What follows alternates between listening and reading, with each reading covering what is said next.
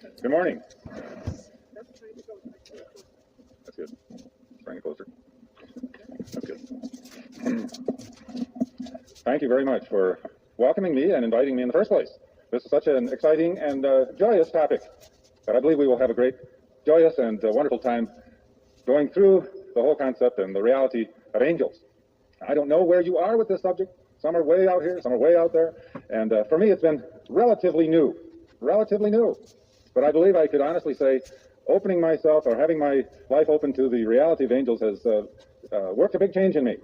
Big change. The way I think, the way I look, the way I feel. And it's really, truly a wonderful new dimension in my life. It's changed even my singing of Christmas carols. I never noticed before. You know, I know there's a lot of angel references in the Christmas carols, but one came through powerfully. It came upon a midnight clear, that glorious song of old, from angels bending near the earth to touch their harps of gold. And then here's their message. Peace on the earth, goodwill to all, from heaven's all-gracious King. The world in solemn stillness lay to hear the angels sing. Now here's the rest best.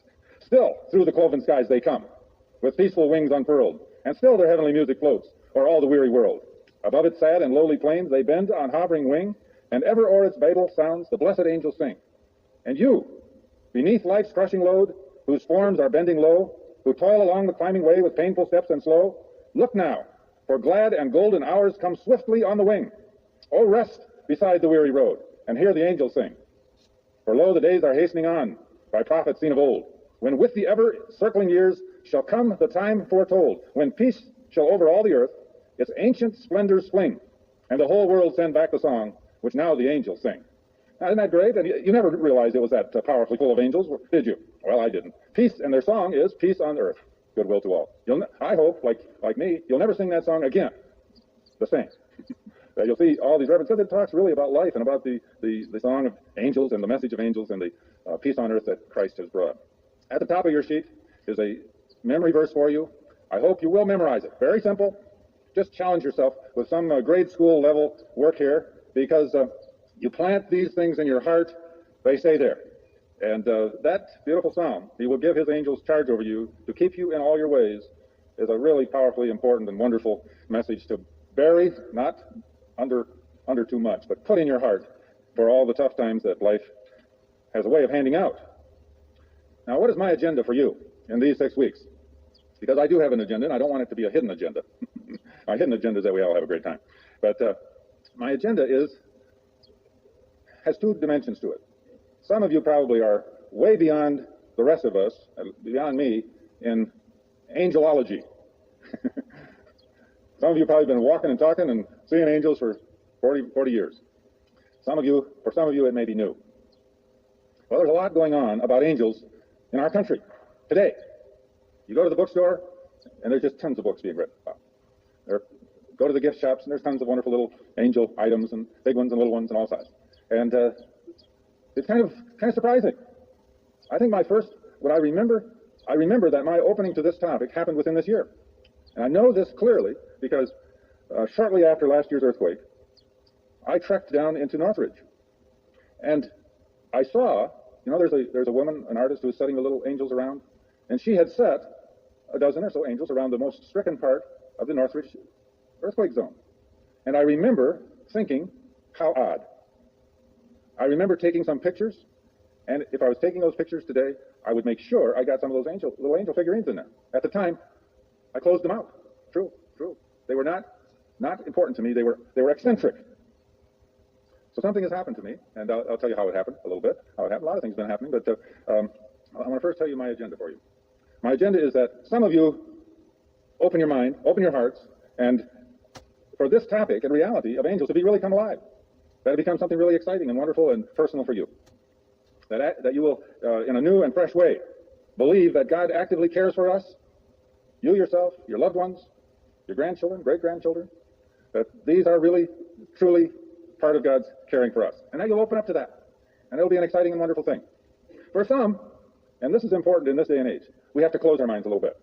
Because everything that is being written and taught and shouted and about angels, I don't think is really something we should embrace. It's not all true.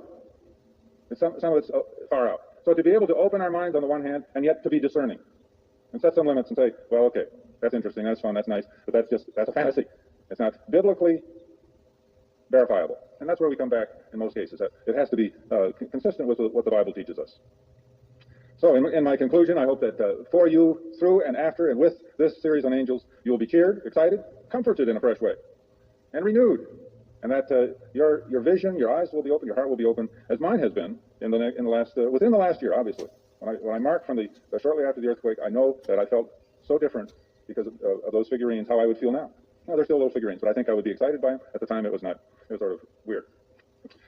So that after this series, I hope that your minds will be open but discerning, and that you will be a person who prays more actively, that God will keep his angels close to you and your loved ones. I know that has become a part of my prayer life. And that you will specifically pray for certain loved ones, if not all of them, who in a unique way you want them to be cared for by God and his angels. He cares for us through his Spirit, but his angels are another part of his life. That you will be able to talk credibly and sensibly to your children and grandchildren about their guardian angels. That whole guardian angel thing is so exciting, so wonderful, so beautiful. And yet I think for a lot of us it's sort of been along with fairy tales. I hope that'll become solidly real and fresh and exciting. And that all of us will be able to separate angel reality from angel fantasy. That's my agenda for you. How did this come into my life? When I think back to that earthquake event, which is sort of a landmark event, I realize that something happened since then. Perhaps some of it was stirred up and cultivated and loosened up by the book Embraced by the Light. Now that book, again, we have to read with discernment. I think there's a lot of powerfully wonderful, warm reality in it. There's some that I think is that we would say is fantasy outside. But it started to resurrect something in me. Then we were with some family members up in Wyoming in February of last year. And one of my brothers-in-law, I never can get that right, a relative of ours, happened to share a story about a hiking trip he took. I wrote about this in the Bristol Cathedral today. And he said he was hiking by himself, and he had gone off in a way that he thought was a shortcut, and suddenly he realized that he was going to fall, and there was nothing he could do about it, and that he was going to die. And he began to fall, and as he fell, he realized that something was holding him. Something was taking care of him and lowering him to safety. And this is a very logical, rational man. This is not a man given to drugs or alcohol or fantasies.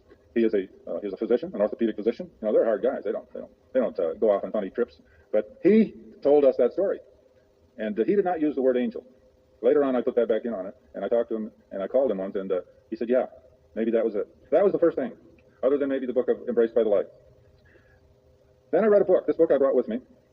It was reviewed in the LA Times, and on the front cover, it told something very striking. It's by a man named Reynolds Price, A Whole New Life. In this book, Reynolds Price is a very well-known writer on the East Coast.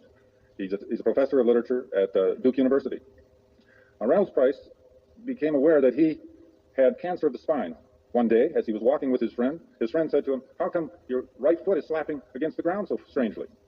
And Reynolds did not notice that, but one thing led to another, and it turned out that he had a cancer of the spine, a tumor growing in his spinal cord, along his spinal cord. And he went in for treatment, and they said, "We can surgically remove most of it, but you will first, here's your prognosis. First of all, you will lose your ability to walk, and then probably become totally paralyzed, and then you will die." Not a very positive outlook. Well, Reynolds Price decided he would go ahead with the surgery, and they successfully removed most of the tumor. And lo and behold, the predictions that had been made were true. Pretty soon he could not walk anymore. And pretty soon the pain became unbearable. He said on a scale of 1 to 10, it was 18. And then something happened, and I'd like to read that to you because this was another piece in my own pilgrimage. He went home one day, very much in pain, and he was on his bed, and this was on July 3rd. By daylight on July 3rd, morning thoughts of his fifth sobriety were plainly in order. He just got the prognosis that he was going to die. But in the midst of such circular thinking, an actual happening intervened with no trace of warning. He was on his bed, early morning. I was suddenly not propped up in my brass bed, or even contained in my familiar house, By the dim, new, thoroughly credible light that rose around me, it was barely dawn, and I was lying, fully dressed, in modern street clothes, on a slope by a lake I knew at once. It was the Sea of Galilee. Get the picture? Suddenly, that's where he is. In the north of Israel, green Galilee, the scene of Jesus' first teaching and healing. I'd paid the lake a second visit the previous October. A 12-mile-long body of fish-stocked water and beautiful hills of grass, trees, and small family farms. Now listen what happens.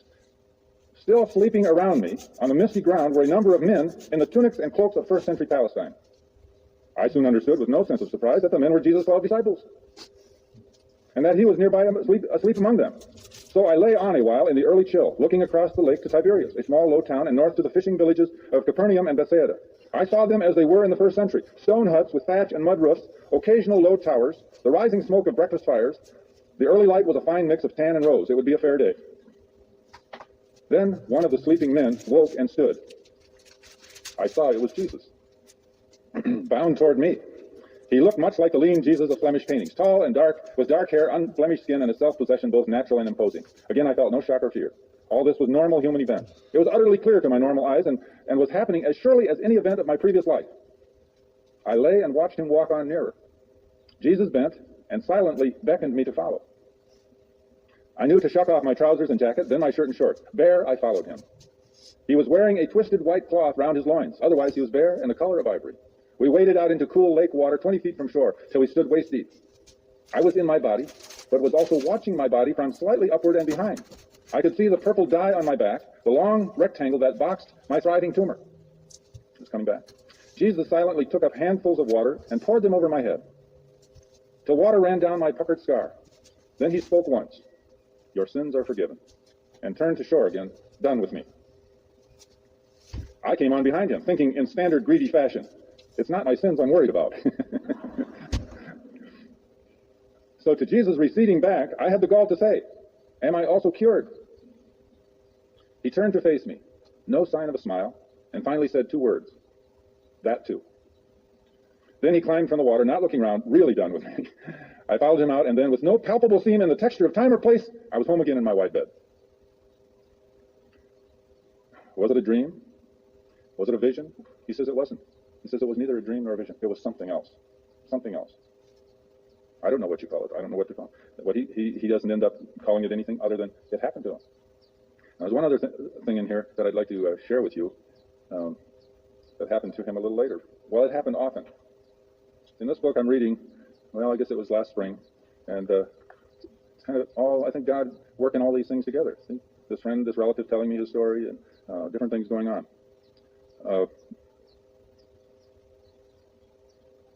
My other means of what felt like prayer in the wake of the vision and my new weakness worked itself out in the pre-dawn hours when I tended to wake long before my friend rose and started breakfast. I'd lie alone in my bed in the dark and sense the presence. This is so haunting and beautiful. I'd sense the presence just to the right in my mind's eye. Just to the right of and it was like a patient listener behind a screen.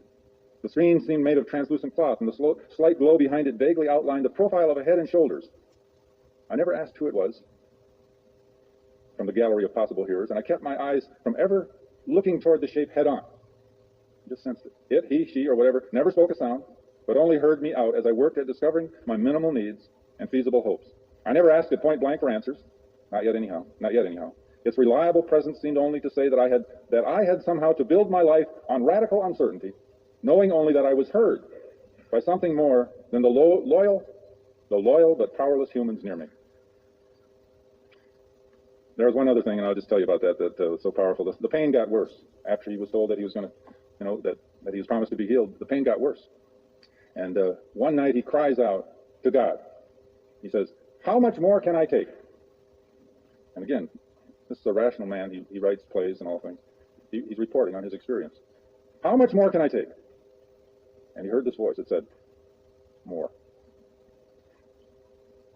And so the pain did get worse and worse. But he's writing this book 10 years later, and so he is today back at his work, writing.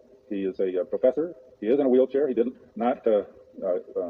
He did lose his capacity to walk. But he says in this book, during the 10 years when he was fighting his illness, he was more productive. He wrote the best things of his life. And the title of the book is A Whole New Life. So this had a profound influence on me, and part of what I think God was doing to open me up to this wonderful concept of angels. Now, lest we run out of time, I have a few other things to share with you, but the most important thing I wanted to share with you some living witnesses. So I recruited a few of my friends who have had real experiences. Now, maybe some of you have had some.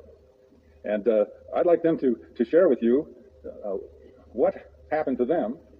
And you can take this in and absorb it, think about it. But above all, I beg of you, and I know you will, treat it reverently. Because no matter whether you believe it or not, the experiences of our fellow human beings, our own experiences, are very, very precious. And when people share them, they're one of the reasons that we do not hear much from each other about our spiritual experiences is because in this day and age, but I think it's changing, when you share a very profound experience, people pick it apart, explain it, people explain them away. People rationalize them and say, well, maybe it was this, maybe it was that. And so when you have a profound and precious experience, it takes a lot of trust to share with other people because it's personal and precious and meaningful, and you do not really want people to trample on it. So I'd like to, I've invited Sherry Hamilton, Sharon Appier, and Denise Gass to talk with you about something that happened within their lives that I believe ties right into this topic in a very wonderful way. Sharon, would you like to be the first living witness and tell your story of what happened? No. I will let you hold this if you hold it real close to your mouth, because I don't want anybody back there to miss a word. All right, I'll try. Thank you. Can you hear me? Good. My story happened a long time ago when I was a teenager. All of my life I've enjoyed animals. I still like them. I had pets. The only requirement when I was a child in having pets was that I take responsibility to take care of them. So when I was 15 years old and got my first job, I saved up. When I was 16, I bought my first horse, which was my ultimate pet at that time. When I was 17, I had gotten another horse, a larger one. She was a beautiful animal, a big sorrel mare, and I loved to ride her. I had a lot of fun with all of my animals, but especially those two.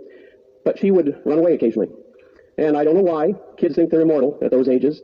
For some reason, when I was on a rainy afternoon, in between rainstorms, when there was mud every place and the streets were slippery, I decided to go for a bareback ride. You know, with a saddle, at least you have a little more control, but I rode her bareback, and I had a difficulty holding on to her when I was bareback, because she was very large. But we were doing just fine until we were riding down South Street, which is Orangethorpe out here, and at that time, there weren't many houses. There was a construction going on here and there, and the streets were flooded, and there was mud every place. And something frightened her, and she bolted into a field, and she ran towards a stack of lumber that was about 3 feet high, about 3 feet wide, and there were rolls of wire on the other side. And I could feel her gathering her muscles to jump. I'd never ridden a horse over a jump, with or without a saddle. And I didn't have any idea whether she could do that. She was a large horse, and I'd never seen her jump. At that time, it sounds like a good time for an angel's intervention, but if one intervened, I was too busy holding on to notice. We made the jump, and when her feet were secure in the mud and the slush on the other side, I relaxed for a second, but it was only an instant. And it was one of life's photographic moments when you look around and you see everything, and it's like you remember it. 2 men were on a sign hanging a billboard not far away, and they waved and yelled and thumbs up, and people honked, and that probably caused her to jump again into the stream of traffic, which was going about 25 or 30 miles an hour. And she jumped in between the cars and took off down the street, and I still had no control over her. I hadn't had a chance really to regain my grip. I felt like a ping-pong ball in a whirlwind. I was out of control, and she was running, and the cars were right in back of her and right in front of her. And everybody was waving and yelling and thought I did it on purpose. The only thing that I had time for was, God help me. And suddenly, it was like time stood still. It felt like a large hand lifted her, and I felt hands on both of my shoulders, and for a moment, I was pushed down onto her, and she was held there, and I got a grip of her, and when we were released, she was still running away, but I was in control of her. I kicked her up faster, so that she lost her feeling of control, and in a moment or two, she responded to the reins, and I was able to guide her out of the traffic and stop. Did I tell my parents when I got home? No. Not for a while. But when I did tell my mother later, she wasn't angry, she wasn't amazed or afraid. She always knew that I had special protection. She prayed about that. Thank you. Thank you very much, Sharon. Sharon is one of our New Hope counselors and one of the New Hope trainers. Wonderful, wonderful part of our church. Denise, would you like to share something that happened in your family? This is Denise Gass. Some of you know her parents, Marie and Lyle Wiegand. And Denise is a therapist, but she pushed all those counselees out for the day to come and share their story with us. Thank you. It's wonderful to be here. This experience did not happen to me directly, but happened to my son, so has touched me forever. He is now 17. His birthday, ironically, is on Christmas Day, and he was 16. This was last August, and he was driving in our community within the Dana Point area. He was going down a hill in our car about 50 miles an hour, and a gentleman, an unlicensed driver, made an illegal left-hand turn right in front of him as he was going down the hill. He knew it was coming, he blared on the horn, and yet he could not avoid the accident. They hit front, then the rear of the car. Brandon's car went airborne. He was in a seatbelt, but he went airborne and landed basically in concrete and bushes, and the car was almost straight up and down. At that point, he heard the fuel leaving the car. He crawled in the back seat, and by that time, a passerby had come and assisted him out of the car. He was very calm, even during the entire accident. And at that point, someone handed him a cellular phone, and he said, "I have to call my parents, or they're going to be very upset." I answered the phone, and very calmly he said, "Mom, I've been in an accident." I thought it was a fender bender, and I asked him a few questions, and I said, "We'll be there in a few minutes." When we got there, and there were 2 ambulances, 3 police cars, glass everywhere, and Brandon was in an ambulance at that time. 2 police officers came up to us, and both said, "It is a miracle your son is alive." The car was totally demolished. The whole front windshield was all shattered with glass, and no glass came in on him. They said, "We have seen much less damage to cars where there have been fatalities, and we cannot explain how your son is alive." He is in the ambulance. We went into the ambulance and saw him. They took him to the hospital for precautionary reasons, and I'll never forget, as I was standing in the room, he said to me, "Mom, I knew he was going to hit me, and I knew to relax my head and my neck." And I thought to myself, now that just goes against us naturally. In a situation like this, it's natural for us to tense up. He knew to relax his head and his neck.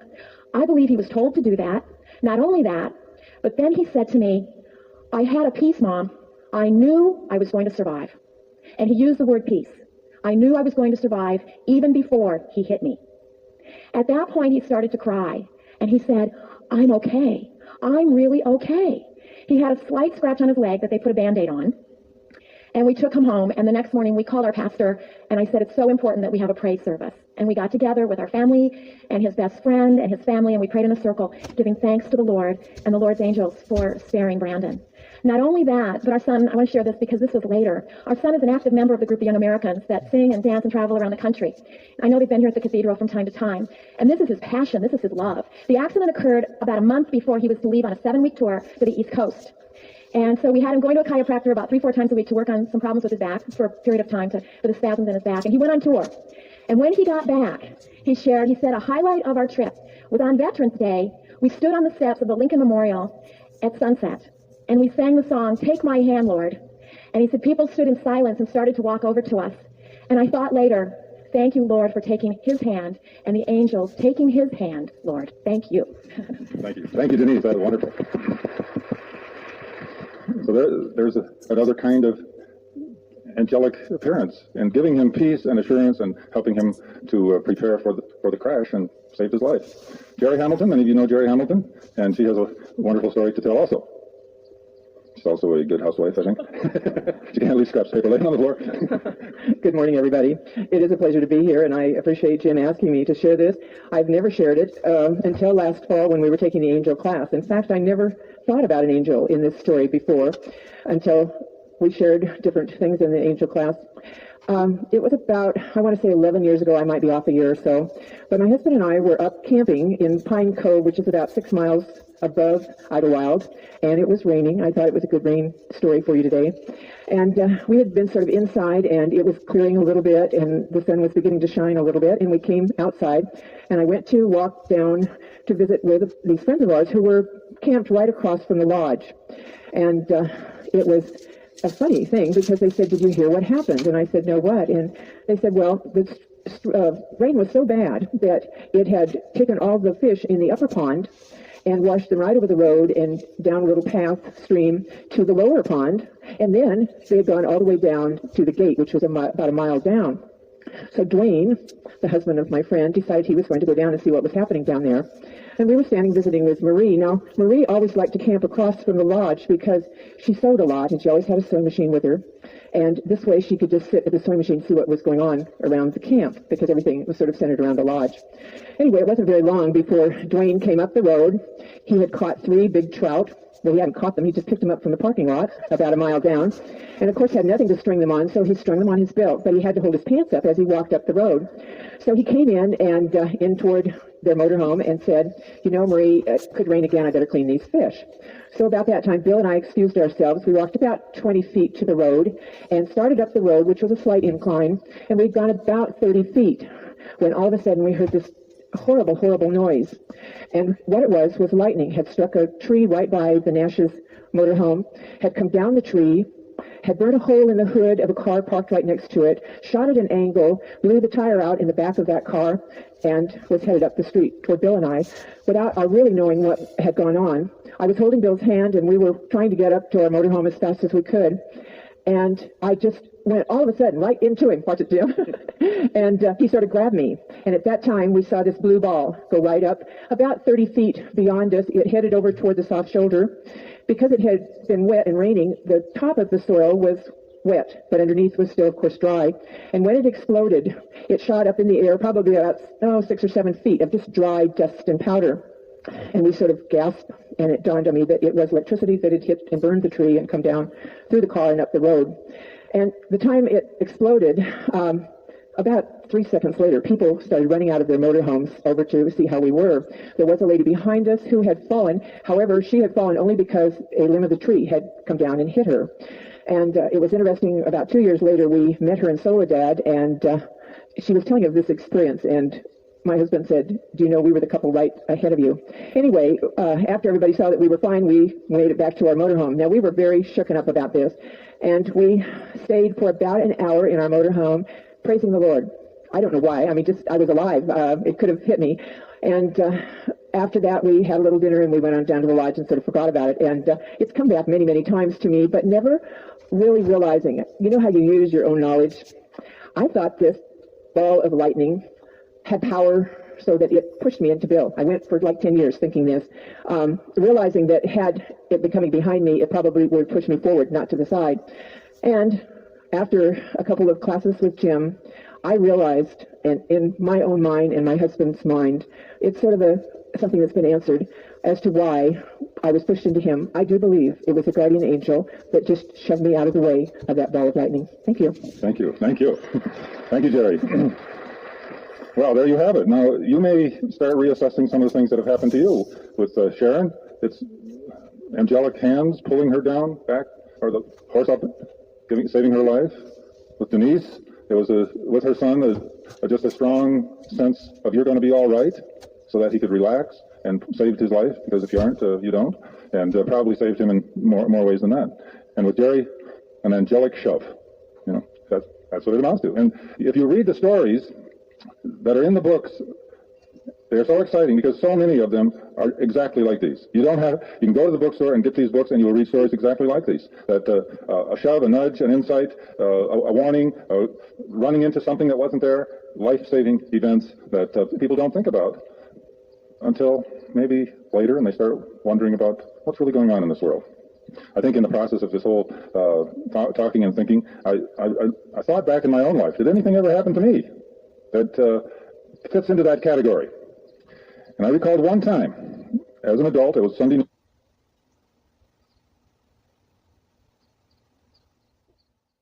Well, hi. It's a great, exciting thing to be with you here today. I don't wear jewelry, but I got my pinky ring today. And I'm going to pass that around because it was a gift from somebody, and it's an angel ring. If you hold it long enough, an angel appears. Now, I hope you have the right hand out. Okay, why don't you pass those out? You should have week number 6, plus a page that's called Angel Times, starts with number 1, says EL equals God. You should not have week number 5. It should be week number 6, or week number 6. Make sure you have the right hand out. Three pages on one, and then there's another one that she is passing out. So you should have 4 pages in all. Lots of literature. We're running out of time, so we're increasing the paper. Many years ago, I heard a song, which I don't remember the words of it, but I never forgot the title. The title of which was "There's More to Living Than We Know So Far." Ever hear that one? There's more to living than we know so far. It's a wonderful song. It was put out by InterVarsity Christian Fellowship, and the title stuck with me because it's so true. And we keep on opening up new frontiers, our old frontiers are reopening about Christian living and the spiritual world. And some of the doors, as I've said before, some of the doors we have to slam, some we have to open wider. I think one of them that will open wider is the reality of angels in our world. The angelic presence surrounding us far more than we ever realized and far more than we have enjoyed. And some of you have had experiences. Some of you may be open to experiences. Some might find them now that you're opening more. And some will never have any. You'll just have them vicariously through other people. And one perspective on that is that if you don't get an encounter with an angel, it might be that your faith is okay as it is. You know, maybe God sends angels to those who need a little boost, and if he doesn't send one to you, maybe it's because your faith is good enough as it is. I thought that was a positive twist on that. In case you don't have an encounter with an angel, maybe you don't need one. Well, It is a wonderful, comforting reality, though, to realize that we are so personally cared for. And so that angels protect us, but they don't protect us from every dangerous thing that happens. Obviously that's true. We're surrounded, but bad things happen anyway. But I think when we are given that promise of angels surrounding us, we know that even when devastating circumstances occur, we are surrounded with encouragers, comforters, strengtheners, resuscitators, in the sense of putting a breath of life back into us, challenging us, surrounding us, enabling us to get up again when we are knocked down. And I hope maybe after being opened up to this, for some of you, your life will never be the same again, in a positive direction, of course, that you'll be aware in a more graphic way of the dimension of reality called angels. The next frontier that we probably will talk about is encounters with Jesus Christ himself. Maybe some of you have had that experience. That is another dimension to spiritual experience that many people do report, having actually had the presence of Christ with them. Maybe some of you have had that. And I believe that soon we'll be hearing more from people who've had that experience. One of my good friends, who has since died, a little pebble down there, that's under my foot, I gotta get that. One of my friends who was a minister, he was one of my interns many years ago, died of cancer about 7-8 years ago, young man, quite a bit younger than me even. But he going through the lymphoma dying experience, told me that one night in his hospital room, Jesus Christ stood at the foot of his bed and told him it would be all right. Well, he died, so whatever the it would be all right was, it was not that he was going to live, but that it would be all right. At that very instant, he learned later, the next day, his sister, who lived in a distant state, had experienced the presence of Christ in her life. Showed up in her room, and she had a vision, and she could describe in detail my friend Peter's hospital room. It was like she had a vision of his room. So, even more than angels appear to us. I picked up a book the other day about encounters with Jesus. I want to just read one to you, because it says something about that experience with angels. This young woman, I believe it was, says this: about the time of my 18th birthday, I dreamed one night that I was in a moonlit garden, and 3 angels appeared to me and asked if I wanted to be baptized. I was awestruck, to say the least, and a bit frightened, so I said yes, even though I wasn't sure I did. They led me, these 3 angels, to a very deep pool. I immediately became very scared because I didn't know how to swim, so I protested that I couldn't get into that pool because I might drown. They assured me that they would watch me and insisted that I go in. I did, and immediately the water started whirling like a whirlpool, faster and faster. I was struggling with all my might to stay up, but I kept getting sucked down. I looked up at the angels, and they just leaned over the edge, expressionless. They watched me, but made no move to help. The pool then seemed like a large, deep well. Finally, I was so exhausted, I resigned myself to the idea that I was going to drown. I looked up one last time and saw Jesus, dressed in a white robe. He reached down and extended his right hand, and I reached up with my right hand. I was immediately out of the pool and sitting beside him. I don't remember what he said to me. I walked around in a kind of glow for weeks. So this was a dream, but it was a very lucid dream. I walked around in a kind of glow for weeks, but never told anyone about the experience. Finally, I suppressed it and forgot about it until years later. I since told it several times when I thought it was appropriate. Now, this editor makes a very interesting comment here about the difference between an angel experience and a Jesus experience. This experience raises the question not so much about the ultimate nature of angels, but how people understand and experience angels in contrast to Jesus. P.B., this young woman, perceived them as being unfeeling and unavailable to her in her time of need. Why? It could be because P.B. believed that angels, by virtue of never having been incarnate, never having been human, could lack a certain empathy that comes from experiencing life with a human, which Jesus did.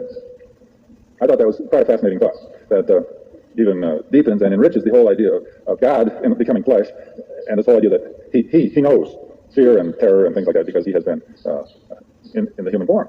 And that angels, for all their wonderfulness, all their beauty and reassurance and all the good things they do, lack that human dimension. Remember last week we talked about the angels aren't as happy as human beings are. Because of the same thing. They don't know what it's like to be rescued, to be in big trouble and being saved. Interesting thought. Ann Schaefer, where are you? Ann Schaefer shared, which I thank her for, a divine encounter that she had. And I really love that. But if any of you, others, several of you have experiences, I'd love to have you share them with us, especially if you write them out. But if you want to come up here and talk, you better do it today. This is the last chance. Okay, this is what Ann says. I was married for 30 years to a very wonderful husband, and we had 3 fine sons. September 1976, we found that he had a fast-growing type of cancer of the stomach, and by December 4, he had gone to be with the Lord, leaving us shocked, drained emotionally, and deeply aggrieved. I felt that my life was over, and I had no hope, no future. I was in a pit of loneliness and despair. I wanted to die, and I wanted to die feeling that God had abandoned me forever. And yet I began to pray that he would rescue me and mend my brokenness and guide my ways. Several months later, on awakening, that means in the night, I felt a strong presence in my bedroom that permeated my whole being, a presence. Immediately, I felt warm and as loved as a baby feels in its mother's arms. I've never felt such a love enveloping me. It's as if I was a little child again, being held and calmed and loved unconditionally. I received an inaudible, encouraging message, which was, be calm, have peace, don't be anxious, your life will be all right. I was in awe, and I knew that this was an angel with a message of encouragement to lift me and to calm my fears. I knew that I had had a supernatural experience, and it was as if a heavy burden had been lifted from my shoulders. Then she went to singles, met a great man, lived happily ever after.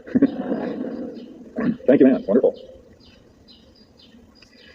Okay, Joyce Morris isn't here, is she? I was hoping Joyce Morris has a wonderful story, too, that comes from a friend of her daughter's.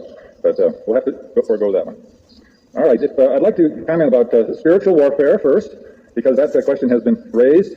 If you have that little piece called Angel Times, not last week's, but this week's, I've got a comment there on number 2. But let's just look at number 1 a minute, just for fun, where we have a little thing about the names of the angels. Whenever you have E-L, it usually means God, like Elohim. Not when it comes to El Pollo Loco. That's not. Not God's crazy chicken. No. But in biblical words, it means God. So Michael means who is like God. It's really a question, who's like God, and implies no one is like God.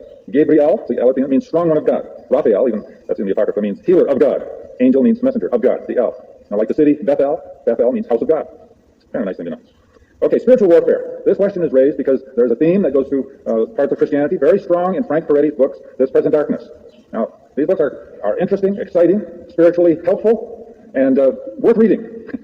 But I just want to comment on one theme that seems to come through that I believe is incorrect. And that is the idea that we are engaged in spiritual warfare, the outcome of which is uncertain. That Jesus Christ is battling the devil, and we are part of this army. If we are not praying diligently, fervently, daily, the battle might go over to Satan. Satan might win. I'm glad some of you are shaking your heads. The book does portray that feeling, that we are in grave danger of losing the battle. Now, I don't have time to do an elaborate Bible study, but I just wanted to share that one verse there with you, which gets at Mark 3, verse 27, where Jesus is commenting to some of those who were complaining about his casting out demons and criticizing him in certain ways. Now, he says, "In fact, no one can enter a strong man's house and carry off his possessions unless he first ties up the strong man. Then he can rob his house." And this is Jesus meaning that Satan is bound, restricted, not an equal threat, or an enemy who can win totally. The coming of the kingdom of heaven, the kingdom of God, the coming of the kingdom, which came and was announced in the person of Jesus Christ, is the announcement and the event which begins the mortal wounding of Satan. And Jesus Christ is the victor. The outcome is over with. Now, Satan is still dangerous, but wounded. There are still plenty of problems for us to be concerned about, but the outcome of the battle between Satan and Jesus is not in question. And we need not be having some level of our consciousness or our heart some kind of a fear that somehow the big issue of redemption is still in question, that somehow Satan could win out if Christians aren't praying real hard. Now, probably none of you were worrying about that. But in case you do, that's the answer. I hope you trust that without an elaborate Bible study, because there's a lot of verses in the Bible. Satan goes about like a roaring lion. There's a lot of other things in Paul, especially, that could lead you to believe this. But a close study and the life of Jesus shows clearly that he did not attribute, as some of these books do, that every illness, every difficulty in life somehow is tied to an attack of Satan. That's what some of these themes are, that everything is an attack of Satan. You have headaches, it's an attack of Satan. Jesus never talked that way, and I don't believe that it is a safe level for us to talk. Those things happen. We're human. We live in a world that's a broken world, due to sin many eons ago, and through the mess of this world, we get headaches and heartaches and sore feet and everything else. And we're going to die, but the outcome of what happens when we die is fixed and determined, and we are the Lord. Okay, back to the first page. So much about spiritual warfare. We haven't done a lot with looking at the biblical angel appearances.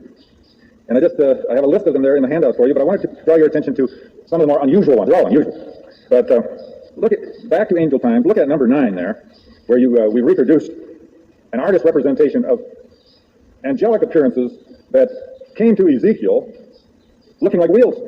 And the angelic experiences and appearances that appear in Ezekiel and Revelation are pretty striking and unusual, and that's one of them. I'd like to read a little bit about what Ezekiel saw. "They appeared to him. I knew that they were cherubim, and this was their appearance. They had the form of men, but each had 4 faces, and each of them had 4 wings. Their legs were straight, and the soles of their feet were like a sole of a calf's foot." Thank you. "And they sparkled like burnished bronze. Under their wings, on their 4 sides, they had human hands. And the 4 had their faces and their wings thus. Their wings touched one another, and they went every one straight forward, without turning as they went. As for the likeness of their faces, each had the face of a man in front. The 4 had the face of a lion on the right side, an ox on the left, and the face of an eagle at the back." Those were their faces. That's amazing.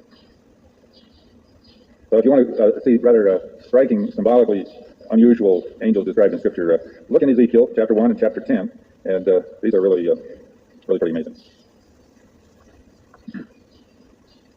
Now, would someone, I have to take everything along, but I forgot to take a Bible today. I mean, that's not a sin, is it? I'd like you to look at Deuteronomy 18 here a minute.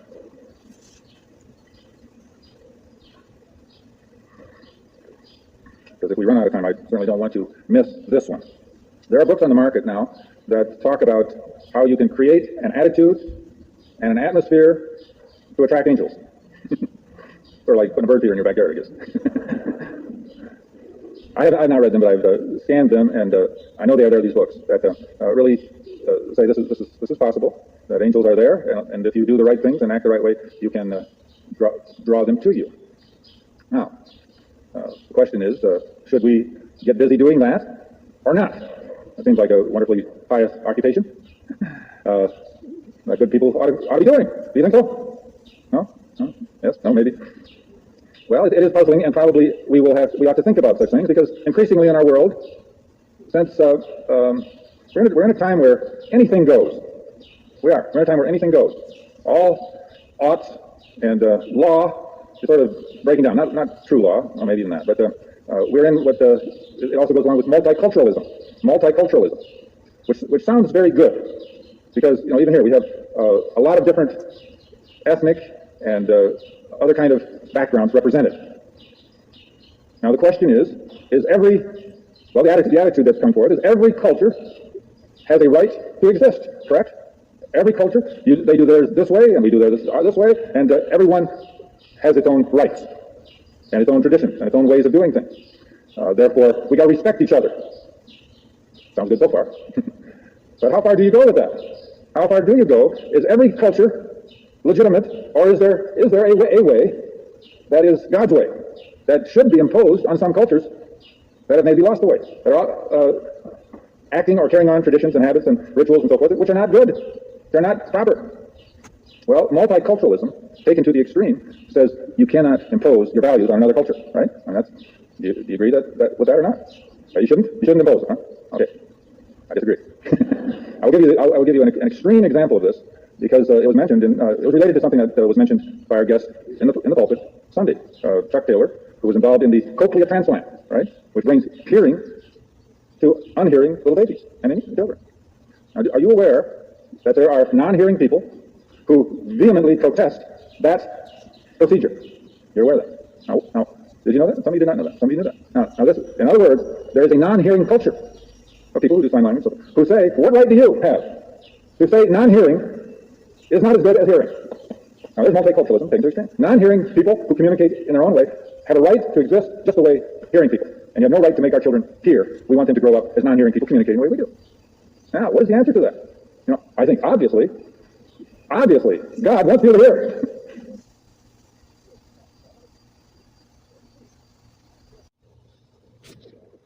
We say that. But when God isn't in the picture anymore as the director of our ship, you can't argue that. What can you argue? I'm not sure what you can argue. Well, that is, then you take that to other cultures also. Now, many of you are old enough to remember when it was not uncommon to see, or else be quite aware of, the practice in China binding the feet of women. Remember that? When women's feet were bound, so that they had to walk in a very dainty, conservative, picturesque way, I guess you'd say. Now, multiculturalism would say, you have no right to stop that. You have no right to oppose that. We would feel, I believe, God wants those feet to be normally released and free, so that people can. Okay. Anyway, those are some of the issues with multiculturalism. Now, if you don't have a God attitude or a way of doing things, anything goes. And these are some of the battles we're going to keep on running into. And this is the thing with issues like summoning angels. Why not? Sure, do it. Do anything you want. No restrictions. Well, I think this is where we need to be leaders in thoughtfulness based on God speaking to us through tradition, through Scripture, and be thoughtful and careful. And at least as Christians, not just do anything. I don't mean anything in the bizarre, wild, immoral sense, but even in the sense of dabbling into the spiritual world inappropriately. Okay, look at what it says here. Deuteronomy 18. I hope we got the right pages. Verse 10. There shall not be found among you anyone who makes his son or his daughter pass through the fire, or one who practices witchcraft, or a soothsayer, or one who interprets omens, or a sorcerer, or one who conjures spells, or a medium, or a spiritist, or one who calls up the dead. Now, of course, this is the Old Testament. What do they know? I know Christians, and I can almost understand it. I know Christians in this church who have gone to mediums to try to get in touch with their deceased loved ones.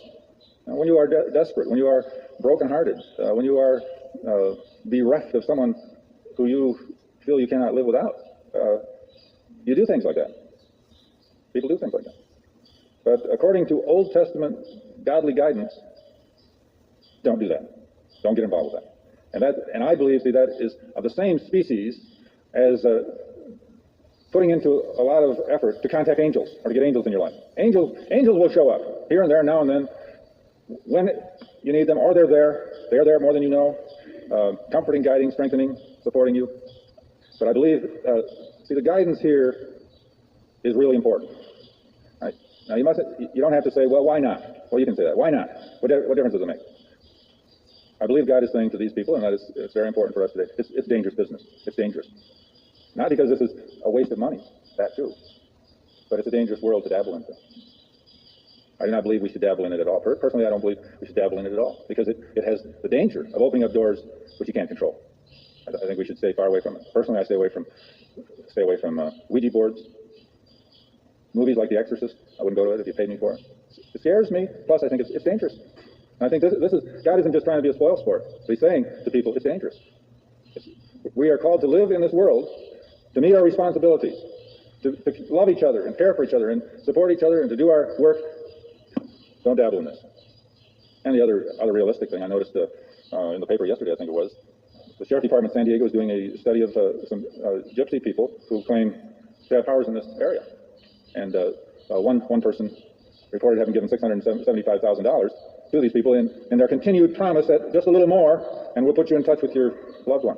So that's the other part. They will lead you down the path to destruction, because even if there is power in some people to do some of this, because of the fact that human beings are sinful, it is a rare human being who can handle this power without putting it back onto themselves for their own gain. For their own gain. The power that is there is too tempting to use for your own gain.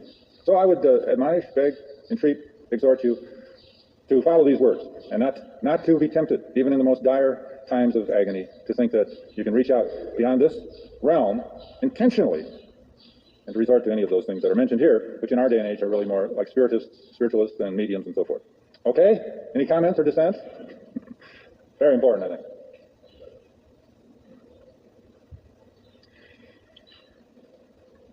Okay, I'd like to then move to the handout and go through a little more of that with you.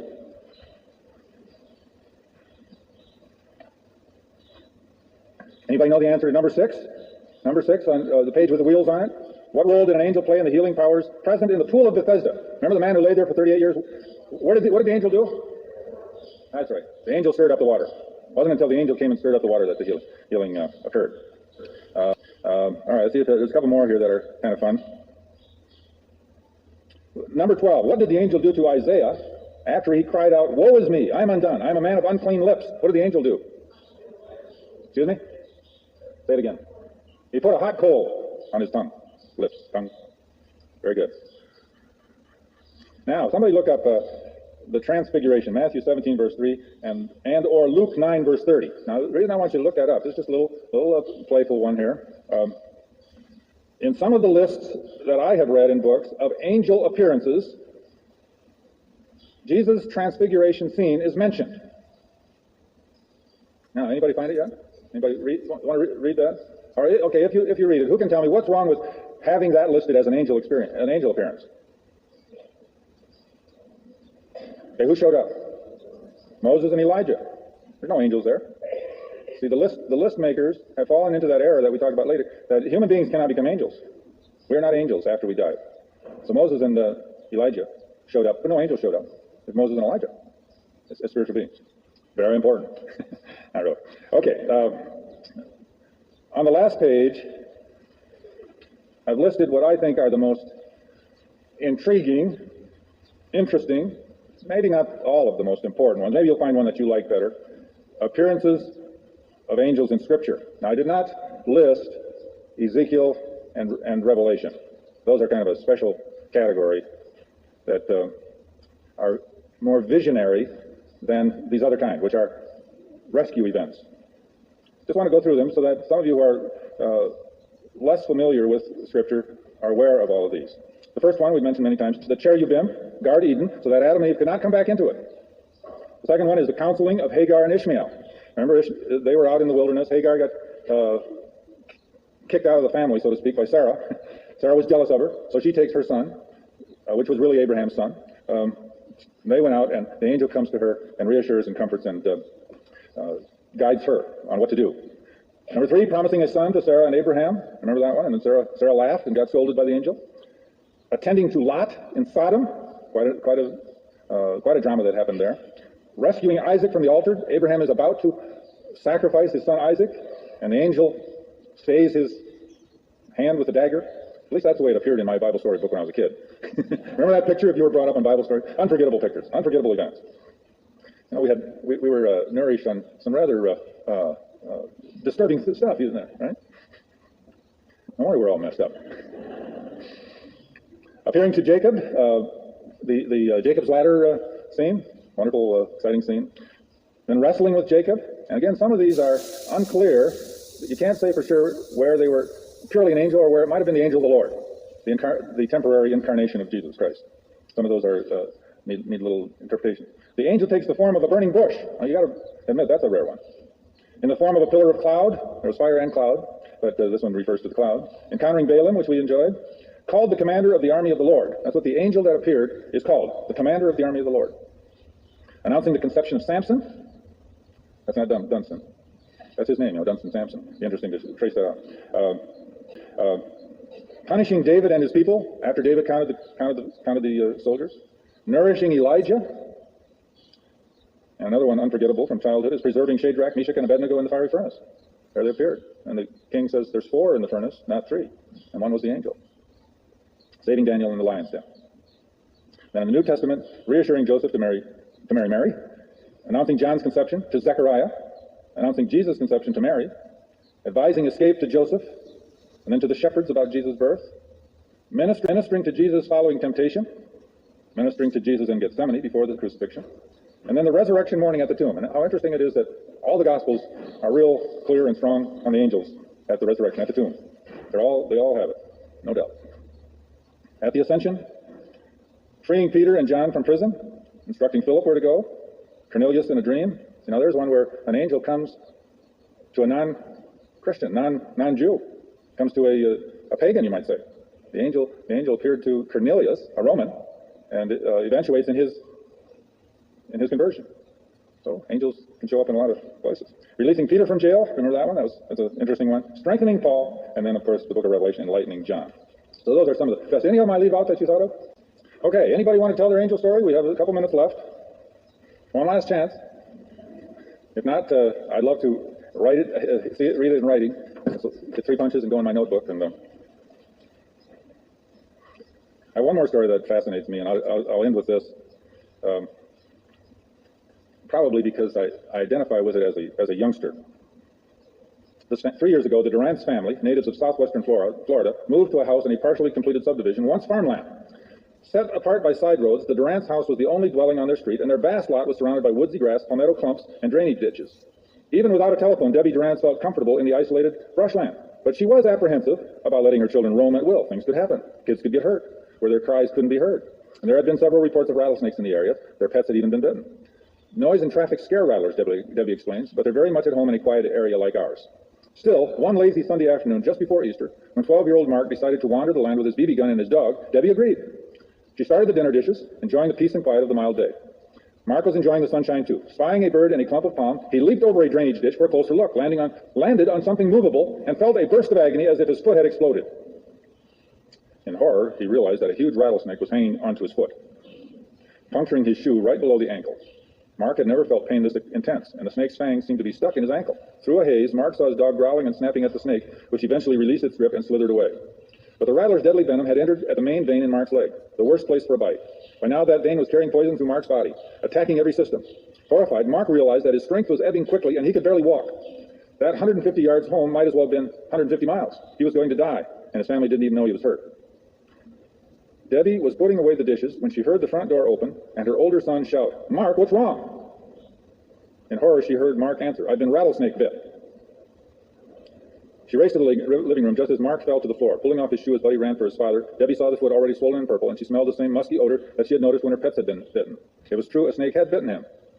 It was not a simple flesh wound. Debbie began to tremble. Without a phone, they would have to drive Mark 17 miles to the nearest emergency center. Would there be time? "Not my child, God," she prayed. "Please, not Mark."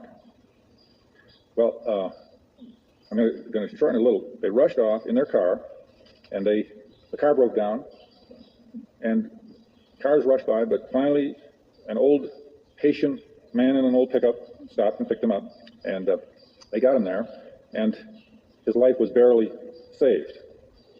And gradually Mark begins to improve, and he starts to tell the story.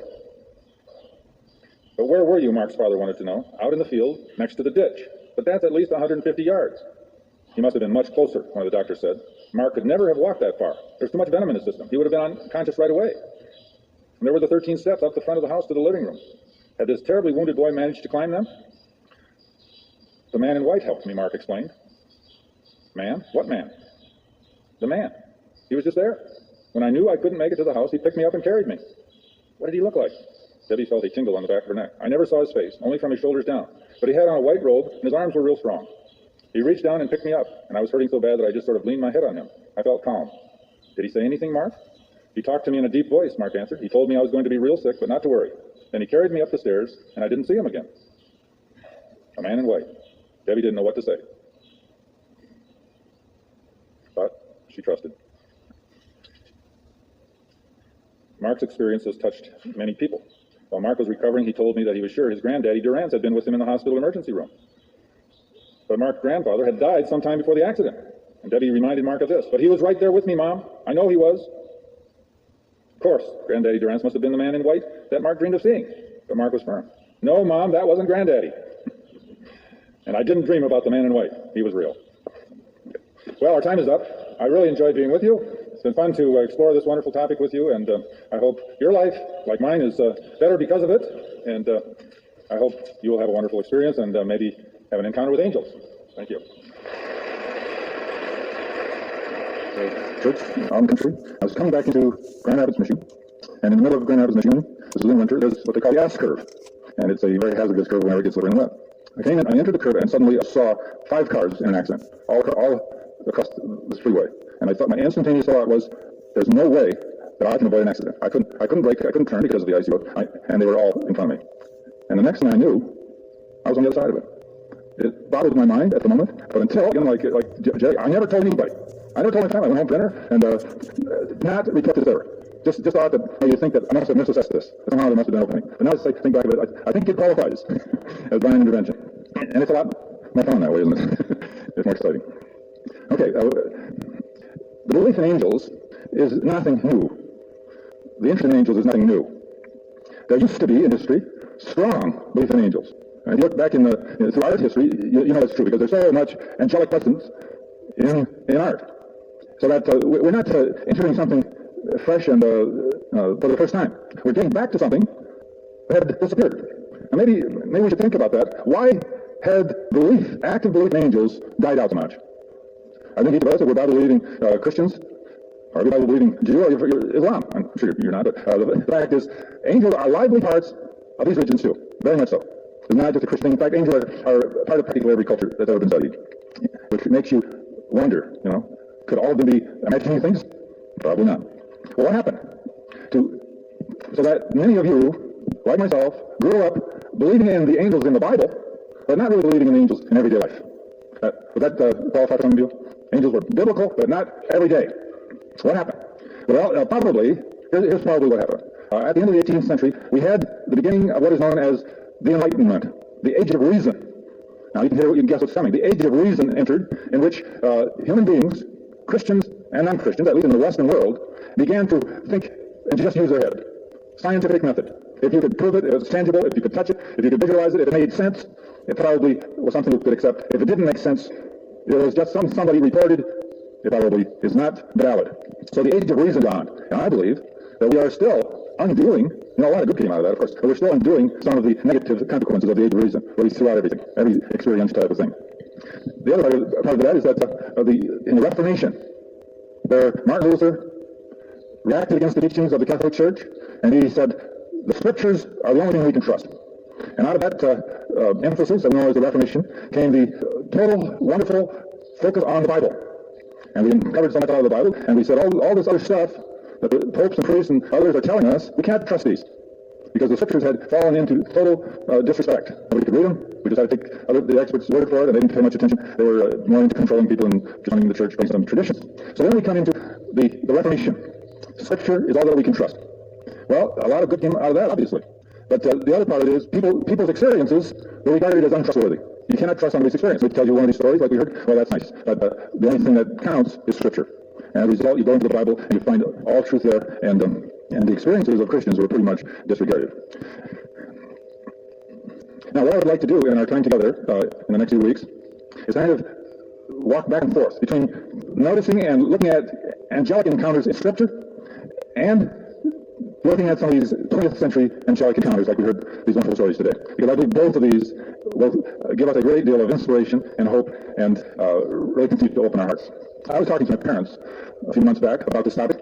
My father's 91 and my stepmother's close behind that. And I said to them, do you believe in angels? And they said, oh, yeah, sure, of course. Well, my dad's a pastor, has to believe in angels. And I said, no, I mean, do you believe in angels today in everyday life? Oh, no, I don't believe in that. That's sort of what I expected, right? They are true to the Reformation. They almost were born at the Reformation. But the interesting and fascinating thing that happened, after they both said, oh, then I said, have you ever had an experience with an angel or anything like that? No, that's things like that don't happen. They said no. Within 10 seconds, in my mother's mind, this was unrelated. She began to tell stories. She said, I do remember once, though, she said, when I was in college, and I had to walk home from choir practice late at night, and we had to go through this real scary neighborhood. It's scary neighborhoods too already. Somebody's been in bed. We had to go through this scary neighborhood, and I was real quite frightened, and I had not walked for 2 or 3 minutes, and a large German Kiss dog showed up at my side, which I'd never seen before, and walked with me all the way to my door, and gave me a great sense of peace and security. And then I said, well, do you think I was an angel? She said, oh, no. Well, isn't it interesting? She denied that it had anything to do with the topic of angels, and yet instantaneously she came up with that story. I think her heart betrayed what she really believed. That somehow, unconsciously in her heart, she really felt that this was an angel encounter. Interestingly enough, a few days later, in reading some of this, I found a story which was very much like hers, in which the angel apparently appeared as a large dog walking alongside through a very crime-ridden neighborhood. But in this case, the woman got to the door, she walked, unlocked the door, and turned around, and the dog had disappeared. It was not there. And I showed that to my mother, and she said, well...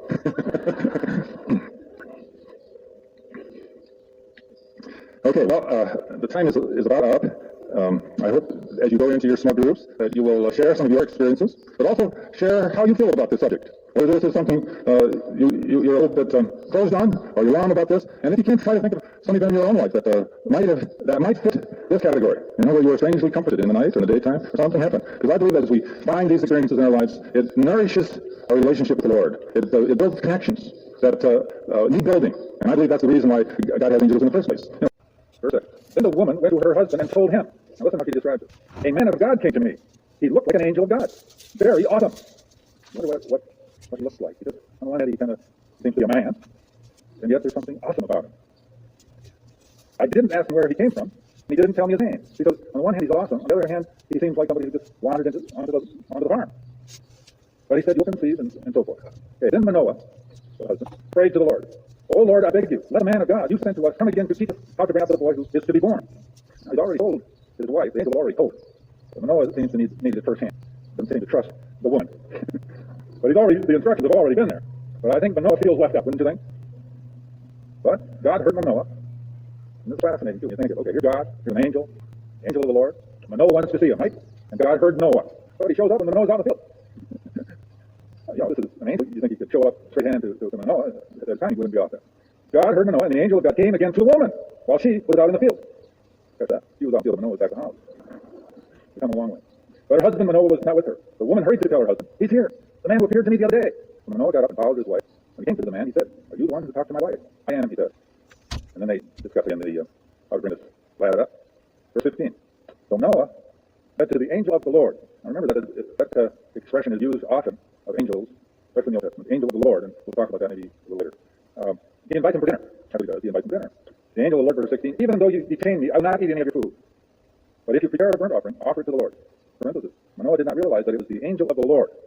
Now, see, that's an important little parenthesis because a lot of evidence mounts that perhaps the angel of the Lord in some places in the Old Testament was an incarnation of the Lord Jesus Christ. That's what a lot of interpreters believe. There were angels, and then there was the angel of the Lord. Now, some regular angels are also called angels of the Lord. You have to see the context a little bit sometimes to sort it out. So this is probably not just run-of-the-mill angel. This is possibly an incarnation of Christ. And then Manoah inquired the angel, what is your name? The names are so important, more important in those days than today. When you know somebody's name, you have insight into who they are, into their character, and you gain something of what they are really about. So to know his name was really crucial. What is your name? So that we may honor you when your word comes true. Now, this next sentence is really fascinating. He replied, why do you ask my name? It is beyond understanding. Does anybody have something different in your Bible there? What is that? Seeing it is wonderful, yes. So he uses a word which can be interpreted differently. This NIV says it is beyond understanding. But the Hebrew word also can be translated wonderful. Wonderful. I remember in Isaiah, we think it in Messiah, wonderful, counselor, almighty God, Prince of Peace. It is that same word. It gives you a strong clue as to who this angel of the Lord is. Yeah, it gives me shivers. Not just this whole room either. Okay, so that was a stirring moment. And then Manoah took a young goat together with the grain offering and sacrificed it on a rock to the Lord. And the Lord did an amazing thing while Manoah and his wife watched. As the flame blazed up from the altar toward heaven, the angel of the Lord ascended in the flame. Seeing this, Manoah and his wife fell with their faces to the ground. When the angel of the Lord did not show himself again to Manoah and his wife, Manoah realized that it was the angel of the Lord. Big angel. Then what happened? He said, we are doomed to die. We have seen God. It's the common understanding. You don't see God if you die. Well, he feels they're done. But now this nameless woman who is, she talks to him. She comes through. She says, Manoah, don't get so excited. If the Lord had meant to kill us, he would not have accepted a burnt offering and grain offering from our hands, nor shown us all these things, for now told us this. So, typical woman's fashion. She calms him down. And then it goes on to say that they gave birth to a boy named Samson. He grew, and the Lord blessed him. Well, that's one of the many fascinating stories of angels in the Old Testament, and that's one of those where apparently this angel of the Lord is not a Gabriel or Michael or one of those, but somebody really special, an incarnation of God as well. A couple of verses in the New Testament. Colossians 2. That's another one of the hard ones to find back there. Just before Thessalonians, after Philippians. The Epistle of Paul to the Colossians. 2, 18 and 19. And while you're doing that, put your finger into Revelation 22.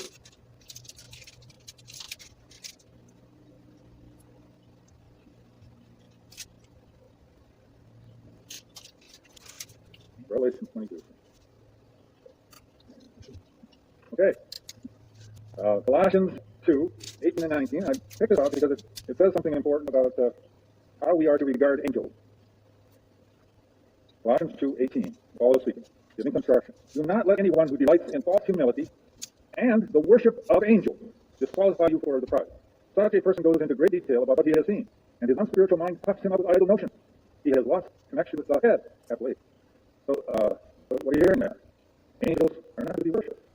Okay? They're not to be worshipped. They are on another level than to be worshipped. Now, look further at Revelation 22. John is having a staggering experience there. 22 verse 8. He has this revelation of Jesus coming again. It's told to him by an angel. And he said, I, John, am the one who heard and saw these things. And when I had heard and seen them, I fell down to worship at the feet of the angel who had been showing them to me. Over it. They all trying to do the same thing. But this angel said, stop, don't do it. It's almost like he's kind of horrified by John worshiping him. Don't do it. I am a fellow servant with you. The angel is a servant with you. And with your brothers, prophets, and all who keep the words of this book. Worship God. So that's a clear message that we really get there, that for all the wonders of angels, they are a created being, not to be elevated to the level of God, not to be elevated to the point where we worship them. Which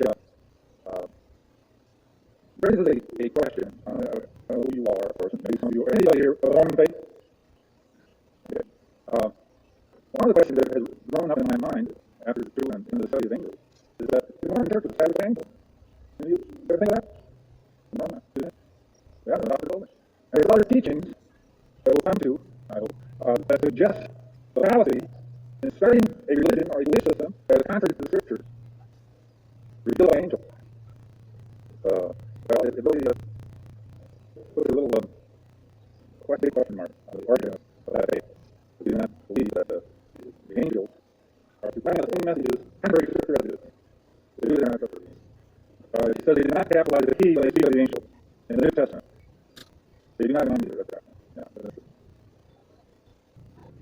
Yeah, when it's capitalized, it's probably, when it's capitalized in the Old Testament, it's probably that the theologians and interpreters have decreed that this angel is the angel of the Lord Christ in Passion, so that they treat it all God reference. I don't think angels in general have the special angel of the Lord. Okay, the last thing I want to deal with you today is guardian angel. The source and significance of this wondrous idea. I am really warmed and thrilled and appreciative of this idea. And to tell you the truth, I did not grow up with this idea of guardian angel. I've heard that for a while. Never really personalized it until lately. And I find that for some reason, it's kind of drifted out of the Protestant fold. It's not real common in the Protestant community. Very common in the Roman Catholic tradition. And I think at the time of the Reformation, when the Reformers cleaned house, they cleaned too well. I'm telling you, they cleaned too well. But of course, they appropriately cleaned them because a lot of things were, angel worship had slipped into the thing in those days. So a lot of things were thrown out, I found, appropriately being brought back in, but then can't with a proper perspective. I think guardian angel is one wonderful piece of our belief that we should recapture. Do you agree or do you disagree? Maybe it's special to me because of the birth of 2 grandchildren in the last year. It really seems to be a timely rediscovery because now suddenly I set heart for them and care for them and try to tell their parents to think of this guardian angel with them, and I believe it's such a wonderful thing to really incorporate. Of course, I think the thought that come from Catholic tradition, the Catholic tradition, who had 2 angels, the one each shoulder. One is to be better by something, that's sort of too. All right, where does this idea of guardian angel come from? It's 48:16. Oh, I down there. Genesis 48:16. This is where the lesson is being given by Israel to Joseph, and he says, verse 15, then he blessed Joseph and said, may the God before whom my fathers Abraham and Isaac walked, the God who has been my shepherd all my life to this day, the angel who has delivered me from all harm, may he bless these boys. You know, that's one reference. It's sort of like he's saying, my angel who has taken care of me, now I am going to pass him on to the boys, to the younger generation. Okay, that's one of them. Psalm 34 is a good one. It's going to be in the also. Psalm 34.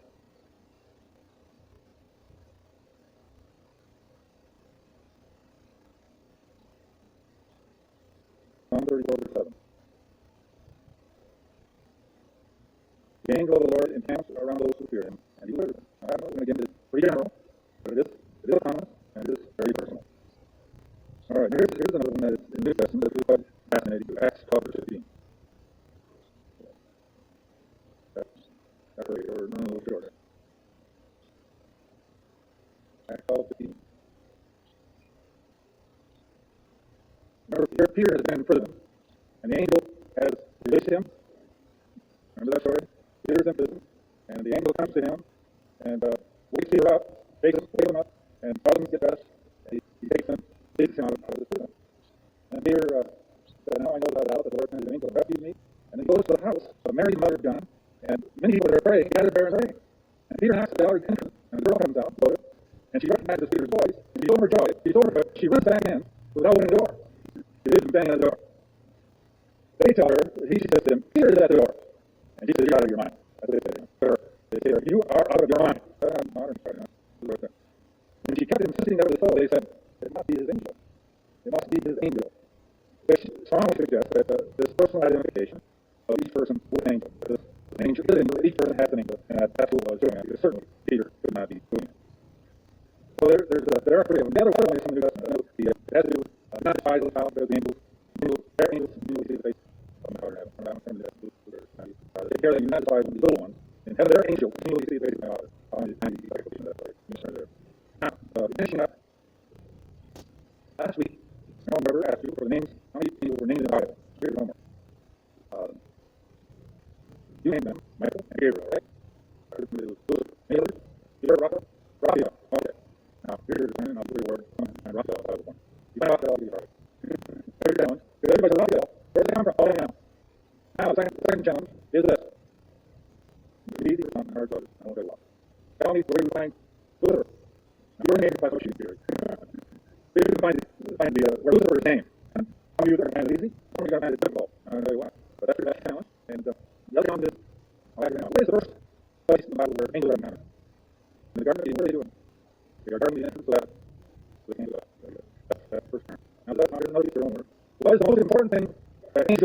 They were dead. Don't say now, you're reading about it. But the most important thing that any literature said. Okay, as your son, Matthew, let's go to the furniture. Back to the next week. That was one I was searching for last week. The most beautiful guardian angel text of all. See that you do not look down on one of these little ones, for I tell you that their angels in heaven always see the face of my Father in heaven. Their angels first. Those words seem to really pin it down that these little children are really surrounded with care and love them. God's special people, the angels. Who found Lucifer in the Bible? You found Lucifer. Who looked but did not find Lucifer? There's a difference. Who looked but did not find Lucifer? Please raise your hand. You didn't? Oh, footnote didn't count, sorry. You found a footnote. I mean, what kind of Bible is that? So you found it in the Bible. Some of you looked in the Bible and didn't find it, right? Now that really, now are these people incompetent that they could not find it in the Bible? Pardon? The translation, yes, makes a difference. Some Bibles don't have it. Oh, now that seems to be quite puzzling. Some Bibles do not have Lucifer in it. Period. Maybe a footnote. You might have it. If you have the King James Version or the New King James possibility Bible, you would probably able to find it. Unless you didn't know where to look. But it isn't there. If you had the New International Version or the New Revised Standard Version, you couldn't find it. And those are good Bibles. They are real Bibles. But it's not in those versions. I'm not. Do you like mysteries like that? How do you? Those are a bucket of little mysteries. One Bible better. No, one doesn't. Now, there you are. But first of all, yes. Yeah. Hello. Right. You can see the word lady in Lucifer. Well, before we get into that, who found Raphael? You found Raphael? And is it well, I didn't know. Yes. You found him? Well, it's mine too. This is the Angie is in the way Catholic version of Raphael, and it is in my Bible, this is Louis Revised because I have the Apocrypha. Raphael is in the Apocrypha, which is part of scripture in the Catholic tradition, it is not in the Protestant tradition. This is somewhat independent. This one happens to have it in there. So if you found it, good work, but Raphael is not in the Bible as we know. King James and NIV part of speech is not there. So the only two good angels that are named are Gabriel and Michael. Now back to Lucifer. This is really quite interesting. In the NIV or RSV, New International Version, you read in Isaiah 14:12 these words: "How you are fallen from heaven, O day star, son of dawn! How you are cut down to the ground, you who laid the nations low." Okay? That sounds like an angel getting demoted, doesn't it? "Oh, how you are fallen from heaven, O day star, son of dawn! How you are cut down to the ground, you who laid the nations low." That sounds like an angel gets kicked out. I'll just read it from the King James Version. That's what read. "How art thou fallen from heaven, O Lucifer, son of the morning? How art thou cut down to the ground, which is weak in the nation?" That's the old King James. Maybe our King James read a little bit, but it doesn't have Lucifer in there. So I'll tell you what happened. Error number one. Error number one is that he saw this verse and said, "Aha, there it is." That's where the angel, the leading angel actually got it. There it is. That's where it is. Instead, now modern scholars, looking at the whole thing in greater context, consider this not an angel at all, but referring to one of the Babylonian dictators, kings, who was wreaking havoc on the nations around them. So that when we started with that first error, to think that, this is a reference statement. Then what happened? The word you're telling us, the Hebrew word for day star was Salah. Now that's an important word to remember. But then later on, they translated the Bible from Hebrew into Latin. Okay, from Hebrew to Latin, so that the British could read it. And the word Hillel, means day star, was translated with the Latin word Lucifer. Now, it would be okay to use that word, but they made it proper noun. Instead of a word that meant light or new light or daylight or morning. Since it caused the error that is thinking this is the final statement, then the next of course is going to translate it to English. Then it gets a big capital L on it too. By this time it is Lucifer. And we will never ever be able to undo or erase or act out that error. For all history, Lucifer will be considered Satan, the equivalent of Satan. But it is not. Technically, it is an error. I don't know. That's fascinating. And so, no one else ever refers to Lucifer in the Bible. He refers to Lucifer. But in modern, everyday American English throughout the world, Lucifer is Satan. And that's how it comes. Some of you will find it, some of you can't. From now on, I think modern versions will not find it. It will be footnote. It will be footnote from now on. The older versions, the older translations, will continue to read it. Okay. I also asked you what was the most important act or announcement of the angel of the Scripture. Who laid that one? He was first. That was a good try. Anybody else? He was risen. I think that's number one. First, can't have a risen without first, but I think the world-changing news really the angel problem. He's not here. That is really probably the supreme, world-shaking, life-changing sentence for all of history. Okay, we dealt with last week's homework, and I wanted to share with you a couple more modern, heartwarming stories from everyday life. Now, I've been told, and I know there are stories here in this group that we should hear. I would like you to share those with me. I have one from Barbara Dean. Are you good, Barbara? Oh, she worked. Okay. I'll read to you Barbara's story. Here's your from Psalm 91, verse 11 has been the song our family live by. And pray daily. So my husband's occupation we have to be vigilant that our children always alert. 2 months ago, I don't know when this actually took place. 2 months ago, I took a less traveled street from my granddaughter's Christian school to attend open house. Thus was suddenly miraculously that evening. All of a sudden, the engine stopped. With great difficulty, I steered the car off the main street onto a side street. Even more isolated, bordered by a vacant orange grove. I was a quarter mile from my house. I was praying out loud. No harm will befall you. He will command his angels to take charge of you and guard you in all your ways. That was how she was saying. As I got out of the car, contrary to the common sense, a filthy car stopped alongside, and a huge man with a saggy hair stepped out of his car. Smiled, he was living, and said, "You have nothing to fear. I'm a Marine." By now I'm saying to myself, feathers will cover me. Marines have short hair and all their teeth, I think, and he looks pretty scruffy. I stuttered. "Have you been to church lately?" "No." I thought, angels, feathers. "Well, I'm getting on through and tried to take you somewhere." With that, he was moving closer to me as he talked. Out of nowhere, a car came along, turned around, came back, and stopped. A young woman stepped from her car, walked between the man and me, and said, "Hi, I'm looking for you." "What's wrong with your car? Come on in, Dan, we'll get out together." I never saw this woman before, nor have I seen her since. She was sure of herself, walked to her car, she sent the man. "I humbly thank you." I wanted to be courteous. I was worried he might think I didn't trust him. Good for her, I didn't choose. The tears began flowing. "You're an angel, aren't you?" "My name is Betty," she said. "But you're an angel, Debbie. And you're a Christian. The Lord directed me down this way. I never cried on the street. Then I saw you were in trouble, and I had the second seen you to. That man wasn't going to help you. But you might have been hurt, Debbie." "Oh, no. I was trying the 91st song." "Now we're going to take the word you say. Take me to the Christian school in Woodbridge, so I don't get my granddaughter's open house. Debbie, you were sent to me. You were an angel." Weeks later, the newspaper reported an attempted rape of a woman in a car in the same area. So that's part of it. So, did you know that the Russian cosmonauts saw angels? Okay, now I do. It was reported by these Russian cosmonauts, who are all atheists, twice sighted examining angels out in space. These angels had wings as big as jumbo jets. It was the 155th day aboard the Artemis Soyuz 7 space station. And we can imagine, as the writer says, the weightless isolation of that party after day, and that's making him hallucinate. No, so she said, based on that possibility. 3 cosmonauts, Vladimir Soloviev, Oleg Akov, and Leonard Kizov, were performing medical experiments, and suddenly they were blinded by a brilliant orange glow. Once their eyes adjusted to the light, they saw 7 giant figures in the form of humans, but with wings, and missed by halos as in the classic depiction of angels. They appeared to be hundreds of feet tall, with a wingspan as great as a jet liner. Their faces were round with terrific smiles, and they were all identical. The band of angels followed the space capsule for about 10 minutes, and then vanished. But 12 days later, all 7 angels returned. And this time, 3 more scientists saw them as well. "We were truly overwhelmed," said Svetlana Sutskaya, the woman in the group. "There was a great orange light, and soon we could see the figures of 7 angels. They were smiling as though they shared a glorious secret." Fascinating. Do they believe now? They believe in angels, I guess. Do they have permission to believe now? So maybe they are. Who knows? A couple more here that are really heartwarming. These come from the book by Diane Kampf, A Window to Heaven. Diane Kampf is an MD, she's a pediatric doctor, remember that? And she's a oncologist, pediatric oncologist. And she became a Christian through working with dying children. She entered the profession of medicine as a agnostic at best, she does, and unacceptable. But through what she experienced with children, many, most of them dying children, and the story that we're told, she is now a fervent, reborn Christian. What have we done to you? This one is reported to her by another doctor.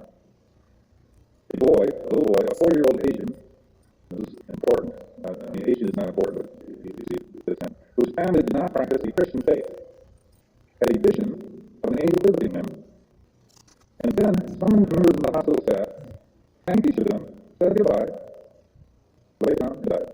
He was not upset at all. Because he was not programmed, that's it, he was not programmed by Sunday school or any stories to attract angels. It was not in his history, part of the name. That was his experience. Our guy in Commonwealth tells a story about TJ.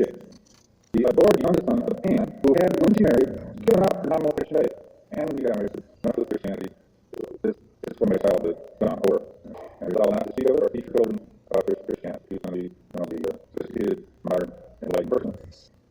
And never sent his daughter to Sunday school. The name of the doctor was never mentioned in their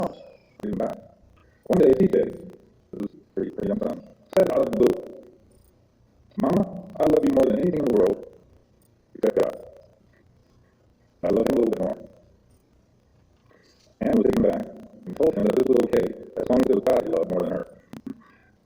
But why would he speak of God? She pondered. Even more mysterious was why he should love a God whose name he had never heard from her lips.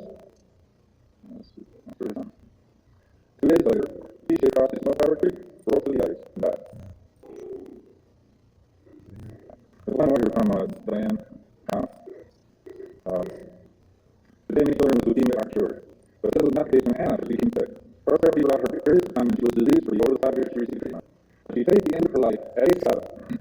Before she died, she mustered the final energy to sit up in her house with the bed and say, "The angels, they're so beautiful. Mommy, can you see them? Do you hear their singing? I never heard such beautiful singing." Then she lay down in her pillow and died. Her parents said after had been the most precious gift in the world. Well, those are several stories from everyday life going on right now, happening in our presence. Some of them happen to you, but I think we should hear some of those. And by the way, being Valentine's Day, what about Cuba? Where does old Cuba fit in? Anybody kind of angel Cuba? We can't get all marked credit for Cuba. Well, I have a special Valentine's Day for you. I'll tell you about Cuba. Cuba is not an angel. Cuba is a god, right? Cuba is a god in the Greek tradition. Cuba is Eros, in Aramaic, and in Roman tradition, he or she he is Cupid. That's the Roman tradition, and he was the son of Aphrodite and Ares, and represented for a long time. It's not all markstation. For many centuries, his winged youth was armed with bow and arrows, and naked winged child, and he carelessly, this is what the encyclopedia says, he carelessly dispenses the frenzies and agonies of love. Carelessly, that's what I mean. In other words, you don't know what's going to happen, who's going to get hit, and suddenly you're crazy for love, and that's it. The cherubs, that's a different thing. The cherubs could also be created by Hallmark. They're created by the equivalent of Hallmark. Because cherubs, the little baby angels, have no flexibility in biblical history. We have the cherubim. The cherubim are not slaves, they are large, caretaking angels. So the artists in the Middle Ages, somehow they revised cherubim into these little cherubs with wings, and they're in little font space, and they like our modern, ancient art. They're not a biblical reality. Which brings up the other question we need to talk about, guardian angels. If guardian angels, how come that still keep happening to children and everybody else? And that's it. I think a question to ponder. I think that Marilyn Weber hinted at what I think is the answer a little bit in her story about the woman, I think it was in Riverside, was hit by the truck and lost her leg. Her leg was saved, but she still lost her leg. Which says, as far as the angel that was there that she saw, did not totally spare her. So the best I can do with this is that, yes, there are tragedies. Yes, there are tragedies. But the presence of the angels, I believe, is great comfort in this way. But I believe at the moment of death, little children, and probably adults also, are immediately surrounded with this kind of care and love. And pain and fear and terror is taken from them. But the guardian angels are there in ways so that we need not be terrorized internally by thinking of them suffering intensely, or being in great pain, or that the process, like in this boy's case, of going through it was a great torture and great suffering. But that the angels are there, and probably shortly before death, angels are already making their presence felt in a positive and comforting and good way.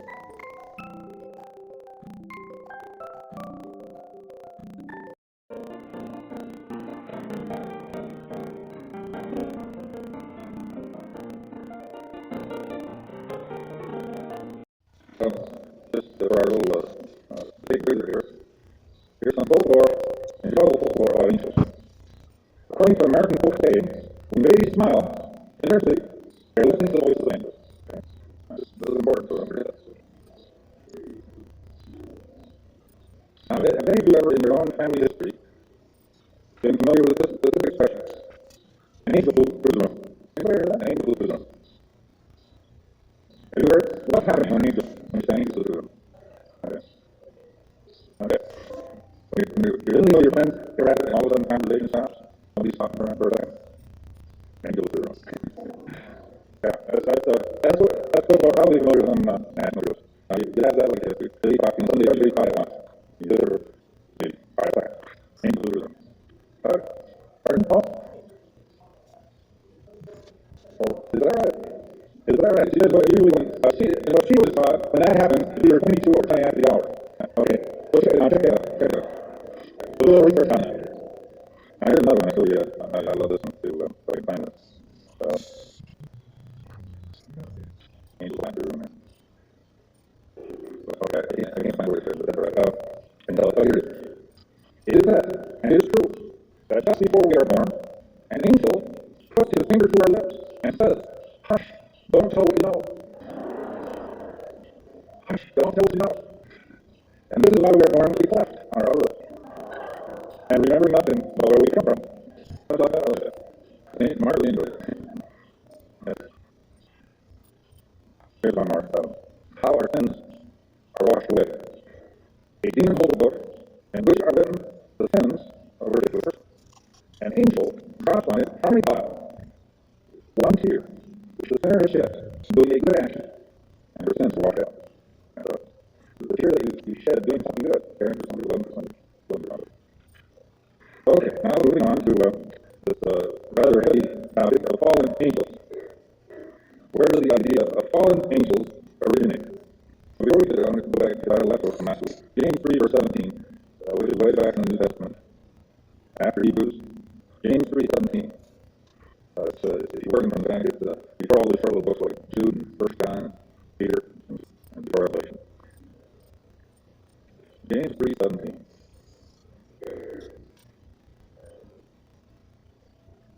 Now this verse, the value of this verse is that it tells us the nature of the message that angels will bring to us. I want you to hear it. The wisdom from above is first pure, then peaceable, gentle, willing to yield, full of mercy and good fruits, without trace of partiality or hypocrisy. So when we wonder what can angels bring, this is a signal that the message of angels is going to be positive. Now, this does not mean that with Marilyn Weber, she got news that she had cancer. We must not call that negative news. It was important news. It wasn't condemning or negative in the sense of putting a person down on our back or insulting a person.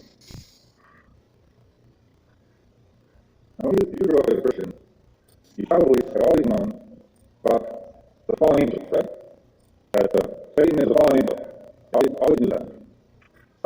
And yet, you probably don't realize that hardly says anything about that in the Old Testament.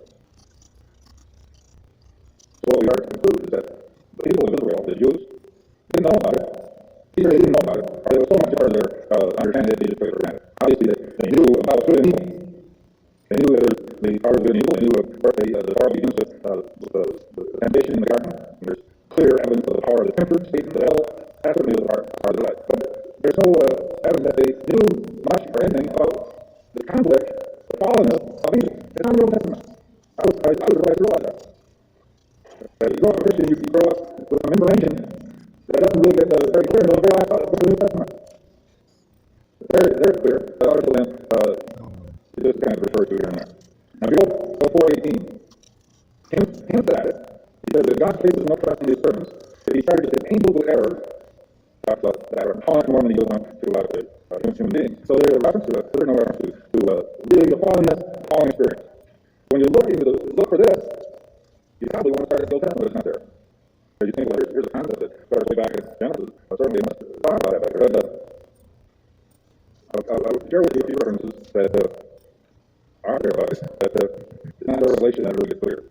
In Matthew 25, verse 41, Jesus says, "Then he will say to those on his left, depart from me, you will workers into the eternal fire, prepared for the devil and his angels." That's a pretty graphic scene that there's bad angels. Very clear that there's bad angels. So I get 2 verse 4. For if God did not spare angels, and they sinned, sent them to hell, putting them into gloomy dungeons. Well, he says, beware. So there's a strong reference to the fallen of angels. Jude is one of those things right in. And the angels who did not keep their position of authority, but abandoned their own home, these he has kept in darkness, bound with everlasting chains for judgment on the great day. That's a good picture too. This boundness is a really fascinating concept. Have you read the books of Frank Peretti? What was the name of these books? Is the Present Darkness? Have any of you read these books? Is the Present Darkness? Somebody else? Okay. Next we want to comment about the theme of those books. The theme of those books have become very popular in the Christian world. It's very, very interesting, very helpful, and he causes these perfections. His thesis is that we are in a battle. We are in a battle of light and darkness. And that unless we are vigilant, fighting people, and fighting, the battle may be lost. Now, that's a pretty scary scenario. I think there's a little error. I don't need to downplay it, but when we read verses like this about boundless, when we read what Jesus says about the kingdom had come, I think the battle's over. The battle's already over. Not that there's no problems. Not that we don't have to fight. But I do not believe the outcome of the battle is in question. As far as who's going to win the battle ultimately. I think that's a point that is not clear or comes out the other way in those novels. I'll say more about that later. Okay, the final one is Revelation 12, 7 to 9. This one is the powerful, most powerful one. Revelation 12, 7 to 9. This is in the vision of John. And war broke out in heaven.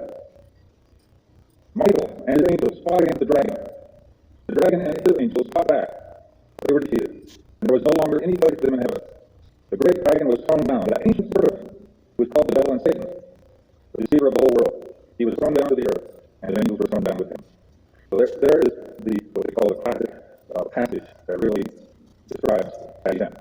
And most of us, if you grew up Christian, you knew all about that. You probably never knew that's what it was. You probably thought it must be way back in Genesis somewhere. But this was a later revelation, and the Jewish people didn't know about it. Any comments or questions about that? Yes.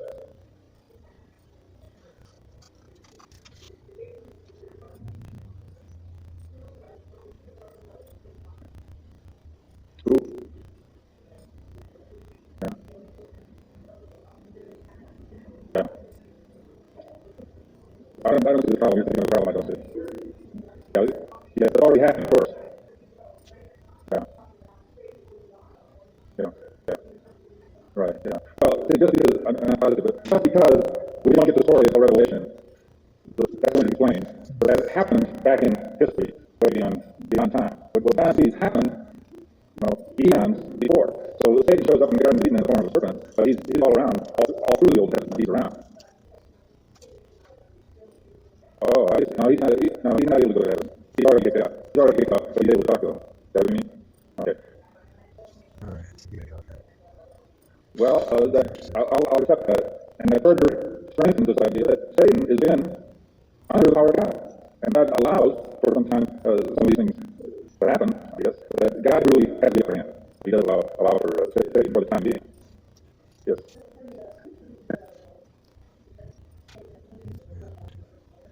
They're still around. Yes. They're still here. Yeah. They're all around. They're both around. We have the good angels and the bad angels to interact with. Good angels show up here and there now and then, in various forms. And the higher angels, the higher order of the angels stay with God. They are praising God all the time. The angels that we encounter are the lower angels. So my God doesn't show up anymore very much. But the lower angels are the angels that we read about in these stories. The higher angels are full-time praising God. And Michael and the negative angels are the ones that deal with money problems. So they are not angels. Pardon? Michael's a good angel. They take the bag. Well, I think Michael's God. Michael's in the presence of God. Has higher orders. And Satan probably the lower angels of temptation are not Satan personally either. Satan probably got bigger things to do than you and me.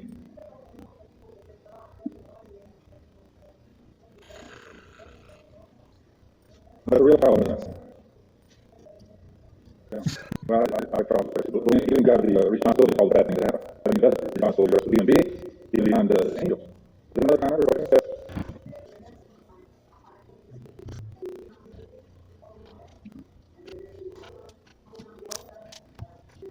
Yeah, good, thank you. You named the other names for stations, Belial and Belial. Okay. Okay, good. So they're all named. We're not going to do a lot more than we're going to stay on positive sides. But we're going to touch on them a little bit. We're going to get back to the good angels next week. Well, a lot of wonderful things. We're running out of time, unfortunately. So today, and actually it's the fifth week already. There's so much more exciting things. Here's your trivia assignment for the week. Excuse me? Is this for the week? Trivia assignment. How angels get out of down from heaven?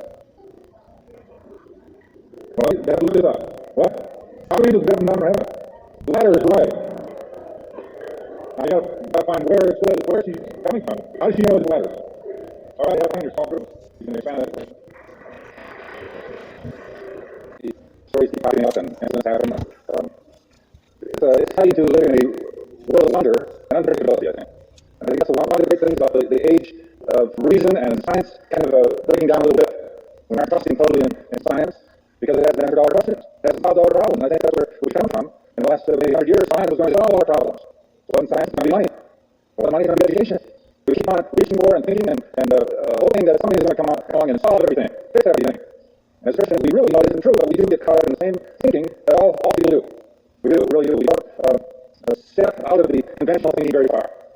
We seem to be as much in trusting science as anybody else. So it's an exciting thing to be open to angels and other wonders, because I believe then we are aware that all things are possible. That it isn't just the predictable, material, the tangible. There's another world, there's a spiritual world. And it's much more fun. It certainly causes more problems too. The more complex your understanding of life is, probably the more confused we get. So education and enlightenment and deepening your life, being open to this mystery or that, or thinking deeply about life, does not make life easier, unfortunately. If you want your life to be more simple, then you stop learning and you stop growing. You just kind of go out and talk gas or something. It's not real simple. But unfortunately, the more complex and the more interesting and the more information we get about life, really, life gets a little tougher. But it gets more interesting too. It makes it more exciting. It's like learning and growing in the scriptures and the understanding of life is like travel in general. Travel, it takes all work to travel. Putting up with discomfort, putting up with uncertainty and me, the uncertainty will not be long enough. Well, the airplane seems to be big in the farm. So it gives me a lot of hesitation about travel. But if you don't travel long, your world remains quite small, quite manageable in some ways. Mark Twain said, travel inevitably breaks down prejudices and discrimination, because you can't keep thinking the same when you encounter the rest of the world. Well, this is what I think part of our trip into the world of angels is that it's opening things up for us. It makes it difficult because angels appear to some people, but not everybody. So then that gives a nice problem. Why me? Why not them? Or why not me? But it is, I hope that you share that feeling that with openness to God the angels, life is richer, deeper, more possibilities open up to us. If you turn to the sheet that we're given to you, I'd like to call your attention to the quote there at the top, which is from that stodgy old John Calvin. The mentor of many of us, regarded across the board throughout humanity as pretty much a cold guy, kind of stiff guy. But here's what he says. Angels are the defenders and administrators of the divine beneficence and beneficence toward us. They regard our safety, undertake our defense, direct our ways, and exercise a constant solicitude that no evil befall us. John Calvin, all evil. Now, I'd like to invite you to turn the page over, I guess, or it's a very easy to do. I'll turn the page to that first. This is the first edition of Angel Time, special edition. You are fortunate you didn't have to pay the usual 25 cents. I'd like to walk through this because we're running out of time. There's a lot of interesting things I'd like to briefly call your attention to in regard to angels. And some of these are questions, and I invite you to call out the angels, the answers. I don't really have a second word. Call out the angels. Some of these will be answered in class. Number one, all the angels have said and done, as recorded in Scripture, what brief statement stands high above everything else? He is risen. Right. Now, number two, you know there's these two political religious parties in the New Testament called the Pharisees and the Sadducees. The Pharisees believe in angels. The Sadducees did not believe angels existed except in human fantasy. I guess that is why they were sad, you see? That's a groaner, anyway. All right, number three, which angels were described as having wings? Which ones are described by the Bible as having wings? The seraphim, right? And how many wings did they have? 6 wings. 6 wings. You can look that up on Isaiah 6 verse 2. And 2 with which to fly, 2 cover their feet, what are the others? To cover their faces? Okay. 2 cover their faces, 2 cover their feet, and 2 fly. 6 wings. Okay, number 4, where, when, and about whom is the following? And there appeared to him an angel from heaven strengthening them. Jesus, right, just before the cross. So we talked about this in our Bible. According to an American book saying, they smile in their sleep, they are listening to the voices of angels. Number 6. On the hierarchy of God's loved ones, all that God loves. How did Jesus rank compared to angels during his time on earth? Anybody know the answer to that, or you want to take a guess now? How did Jesus rank compared to angels during his time on earth? Lower. The answer is he was lower than an angel. There are 2 references in Hebrews. You've been reading the Bible, that's not fair. He was for a little while lower than angels, in order that he may be exalted. He has to be human. He has to be human, and that's where that one. That's where we rate. Yes. Yeah. Christ, of course, was higher than the angels, but he who died for us was lower than the angels. Yeah, Jesus died for us. Okay, he had to be, he had to be lower than the angels because he had to identify with us. He had to. How many angels are named in the Bible? We talked about that one. Who are they? Michael and Gabriel and Lucifer, if you want to answer, then you go on to devils. Okay, you can turn to number 16, because there it talks about the question, some of you wonder how many angels there are. How many angels total? Only 2 are named. how many references there are? About 300? About 300 references to angels. We're not talking about how many angels in the universe. How many total angels? How many? All right. Look at number 16 here. It's a suggestion of the answer. Daniel in the Old Testament said 1,000, and 10,000 times 10,000. It comes to 100 million. How about you? Now, in the Islamic legend, Kim said the number with this vignette. Archangel Michael is covered from head to foot with hairs of saffron. Remember, this is a legend. This is not a scripture. Each hair has 1,000,000 faces, and each face 1,000,000 eyes. From each eye fall 700,000 tears, each of which becomes one cherubim. Therefore, there are over 700 quadrillion cherubim alone. There's the other number. That's even bigger than international debt. It's in there. And First John and Revelation speak of myriads and myriads and thousands of thousands. So I don't understand really some of these questions about how many angels dates back in history to a time where I think people thought differently. Would it occur to you to think, wonder how many angels? No, I don't think so. We don't think about things like that in that way. I think it harks back to when the world was kind of a smaller and more manageable. Because I think we have a concept of life in the spiritual world that is pretty much unfathomable and infinite and endless, and we don't think of wonder how many angels there are. At least I see you nodding in agreement, pretty much. Okay, number 8. Three of the more potent references to angels in the Bible are Hebrews 13, verse 2. I'm back to page number 8. The one about do not neglect to entertain strangers, because you may entertain angels unawares. Now, I thought about giving that to you at a group discussion. There's a little bit of discrimination in that, in the thought there, right? I mean, aren't they supposed to be nice to everybody? Here's hints that you might accidentally overlook an angel, and then you're in trouble. It seems to me that even if it isn't an angel, we ought to be nice to everybody. We're supposed to be nice people, not just because they're not an angel. Follow what I'm saying? Well, you like this more complex issue. Did learn it. Be nice to everybody, because you might neglect how we need help, not just because it's an angel. Okay, now, Psalm 34, verse 7, the angel of the Lord encamps around those who fear him, and the third one is, the angel of the Lord will, remember you're supposed to memorize that one. I was supposed to memorize that one. He will give his angels charge over you to keep you in all your ways. Okay, keep working on that one. All right, number 9. You got to through this list here. What emotion do angels express when even one misdirected soul turns to God? Joy. There's joy in heaven. Over that. What are the following words? Virtues, thrones, dominions, principalities, powers, might. What are those about? Anybody know? I know you know. What are about hierarchies, the ranks of angels? Now turn to number 23, and you see those range rankings of angels. Angels, there are some, I guess it should be. Not the next one. Cherubim, principalities, authorities, powers, thrones, might, dominion. Archangels at the top. I have a little difficulty with that too. I don't know. I don't think we're into that sort of thing very much. Trying to figure it out. It doesn't seem important to me. It seems like spending a lot of time doing something that really isn't important. But it's fun. Okay, back to the first page. We discussed number 11. Sometimes an angel, an animal may see an angel which remains invisible to its master. Remember the story of Balaam and his donkey? We spent time on number 12 with Lucifer. Some of you found him, some of you didn't, because different versions of the Bible. Number 13. We have God the Father, His Son Jesus Christ, and the Holy Spirit. Why add angels to this all-sufficient Trinity? What more angels provide? Anybody have a ready answer to that? Why do we need angels? The Holy Spirit can work miracles in this world and heal and help and set down. Okay. Really, a more personal link to the world of divinity, aren't they? It kind of brings that whole divine realm down to earth a little bit. I think that is probably Gaius and the Elvis and be around. It's a missing link that I think I realized that we needed something that personal added to it. Pardon? Different forms of angels. Yeah. The different forms in which angels appear. Yes. The angels appear, the people who pondered this, seem to appear in a form that is comfortable and familiar to the person whom they appear. That's all I stand up there.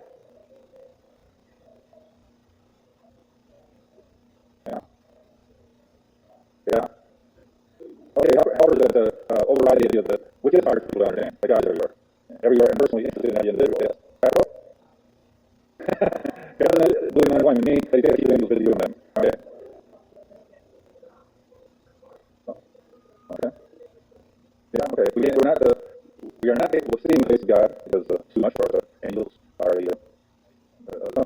being that we can see face. Well, most of that being that we know of. Probably haven't realized it.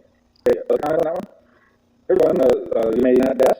When you see a picture or sculpture of an angel holding a lily, who is it? Okay, it's Gabriel. It is Gabriel. Why? I don't know. I believe it's because some artists construed it that way and kept on doing it that way. It's not in the Bible. It's traditional, not biblical. It is not a trumpet. It is not a trumpet lily. Number 15. People become angels without really die. And I love one who previously said possibly stay with us as our guardian angel. Oh, angels are created beings. And it's a nice thought. It's a pleasant thought. But it is not an accurate thought. This is not to say that the spirit of those who die cannot stay around with us. I believe in that. You? Also you have. Some of you may have experiences with it. I've heard many people who have lost, especially this house, with some children who lost a parent, who have had the experience of that loved one showing up at their bedside. And the message was strongly reassuring. It's okay, I'm okay, I'm around, I'll be with you. No, not guardian angel, no. That is not to be said, very important. That is not to be said that they become an angel. There is a spiritual world, there's an angel and another world. There is a spiritual world. So the spirits of our loved ones can stay around for a while. Now, in ghostology, there's a tendency to say that the ghosts are the spirits of deceased people who were more troubled and didn't finish something and hang around for that reason. Maybe that's true. I don't know if it's true or not. Yes. You hear about your mother? She's right there. So that's a difficult thing to sort out. In the psychological world, they call these things hallucinations. I choose not to. The showing up of the loved one at the bedside after death, psychological world calls these hallucinations. I do not call them that. They're surreal. When you hear people describe it, they're surreal. I do not like to say to someone what you experience was a thing of your imagination. When it is so real and so personal and so strong and so wonderful to them. I would not call somebody that's a hallucination. That's why the dream is a little fuzzy. So is the dream or is it real too? Some people have had some, like Marilyn Weber. Her angel came to her in a dream visit. At least one that told her she was going to go to that. Now, I personally met her when I was 15 years old, and when I look back on her life, I don't know that she just showed up. But somehow, maybe I just like to think this. I kind of like to think that she's been an influence in my life. That she's been, I don't know what I can do, protecting me and keeping me from doing too many dumb things.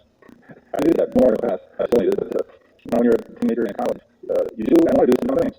And in my opinion, this was my mother's spirit that influenced me. And she was more into mission work and caring and helping people than my father was. He was a pastor. He was more of a preacher. So I think her spirit is closer to mine than my mother's, in his profession. Okay, let's see, where are we? That's number 15. We did 16. We did 17. And he was through the room. Remember when conversation pauses? You all remember, can you hear that one? When conversation pauses when you're with your friends, suddenly when somebody talks, that's an angel. An angel just goes to the room. Number 18, you all know that. When supposedly philosophers in the Middle Ages debated a specific question about angels, which one sounds so? What was that question? How many angels can dance on the head of a pen? I was thinking about that. Now, you all have to remember that, flat-headed pens are a modern invention. So it wasn't how many can dance on a flat-headed pen. It was a narrow-headed pen. So that was a better question. Now, because flat feet are obviously dance on a flat-headed pen, but on a narrow-headed pen. They seriously thought about things like that. See, that's the whole thing about how many angels. They sort of come from a time in history where they thought differently. They thought about it. All right, number 19, a very familiar saying, and the illusion of angels. See if you can fill in the blanks. Yeah, to get you started, tell you can buy a vowel from your book. So get you started, otherwise you may never know the answer to that one. Dollar vowel. I'll be afterwards. Okay, number 20, according to the African American spiritual, swing low, sweet chariot, what role do angels play at the close of one's life? Come and try to carry me home. Very good. What do the angels have to do with love, God? This is on in Acts 7:53. Anyone look that up there and give the answer to that? Or 21? Acts 7:53. Oh, it's the correct one. There isn't all in my secretary, of course. Do you want to read that? Okay, you receive God's law from the hands of angels. So, God's law, which means the capacity to know right and wrong, I think, in Protestant, is put in our hearts, according to that verse, by angels. First, it has to be pretty early in life, what you said. So angels are busy at work, putting into our hearts the capacity to know right and wrong. Fascinating. What was Gabriel asking for? What was that? The Holy Lord. The Annunciation of Mary, of course, right? All right, we got 23, 24. Probable times when angels care for us whether we are aware of it or not. When heartbroken or facing difficult decisions. When we face temptation, when we are doing God's will, and at the time of our death. Maybe you think others. Number 25 is just the reference to two different versions of spirit-loving angels. That are not all angels ministering spirits sent to serve those who will inherit salvation. Number 26 is just a statement. What endears angels to us most arises in their personal involvement in each human life. Now, 27 is kind of a fascinating one. If you have your Bible with you, turn to the Old Testament. 2 Samuel.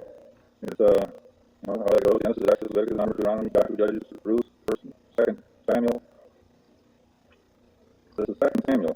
The question here, or the issue here, even good angels fail to perfectly synchronize their actions with God at times.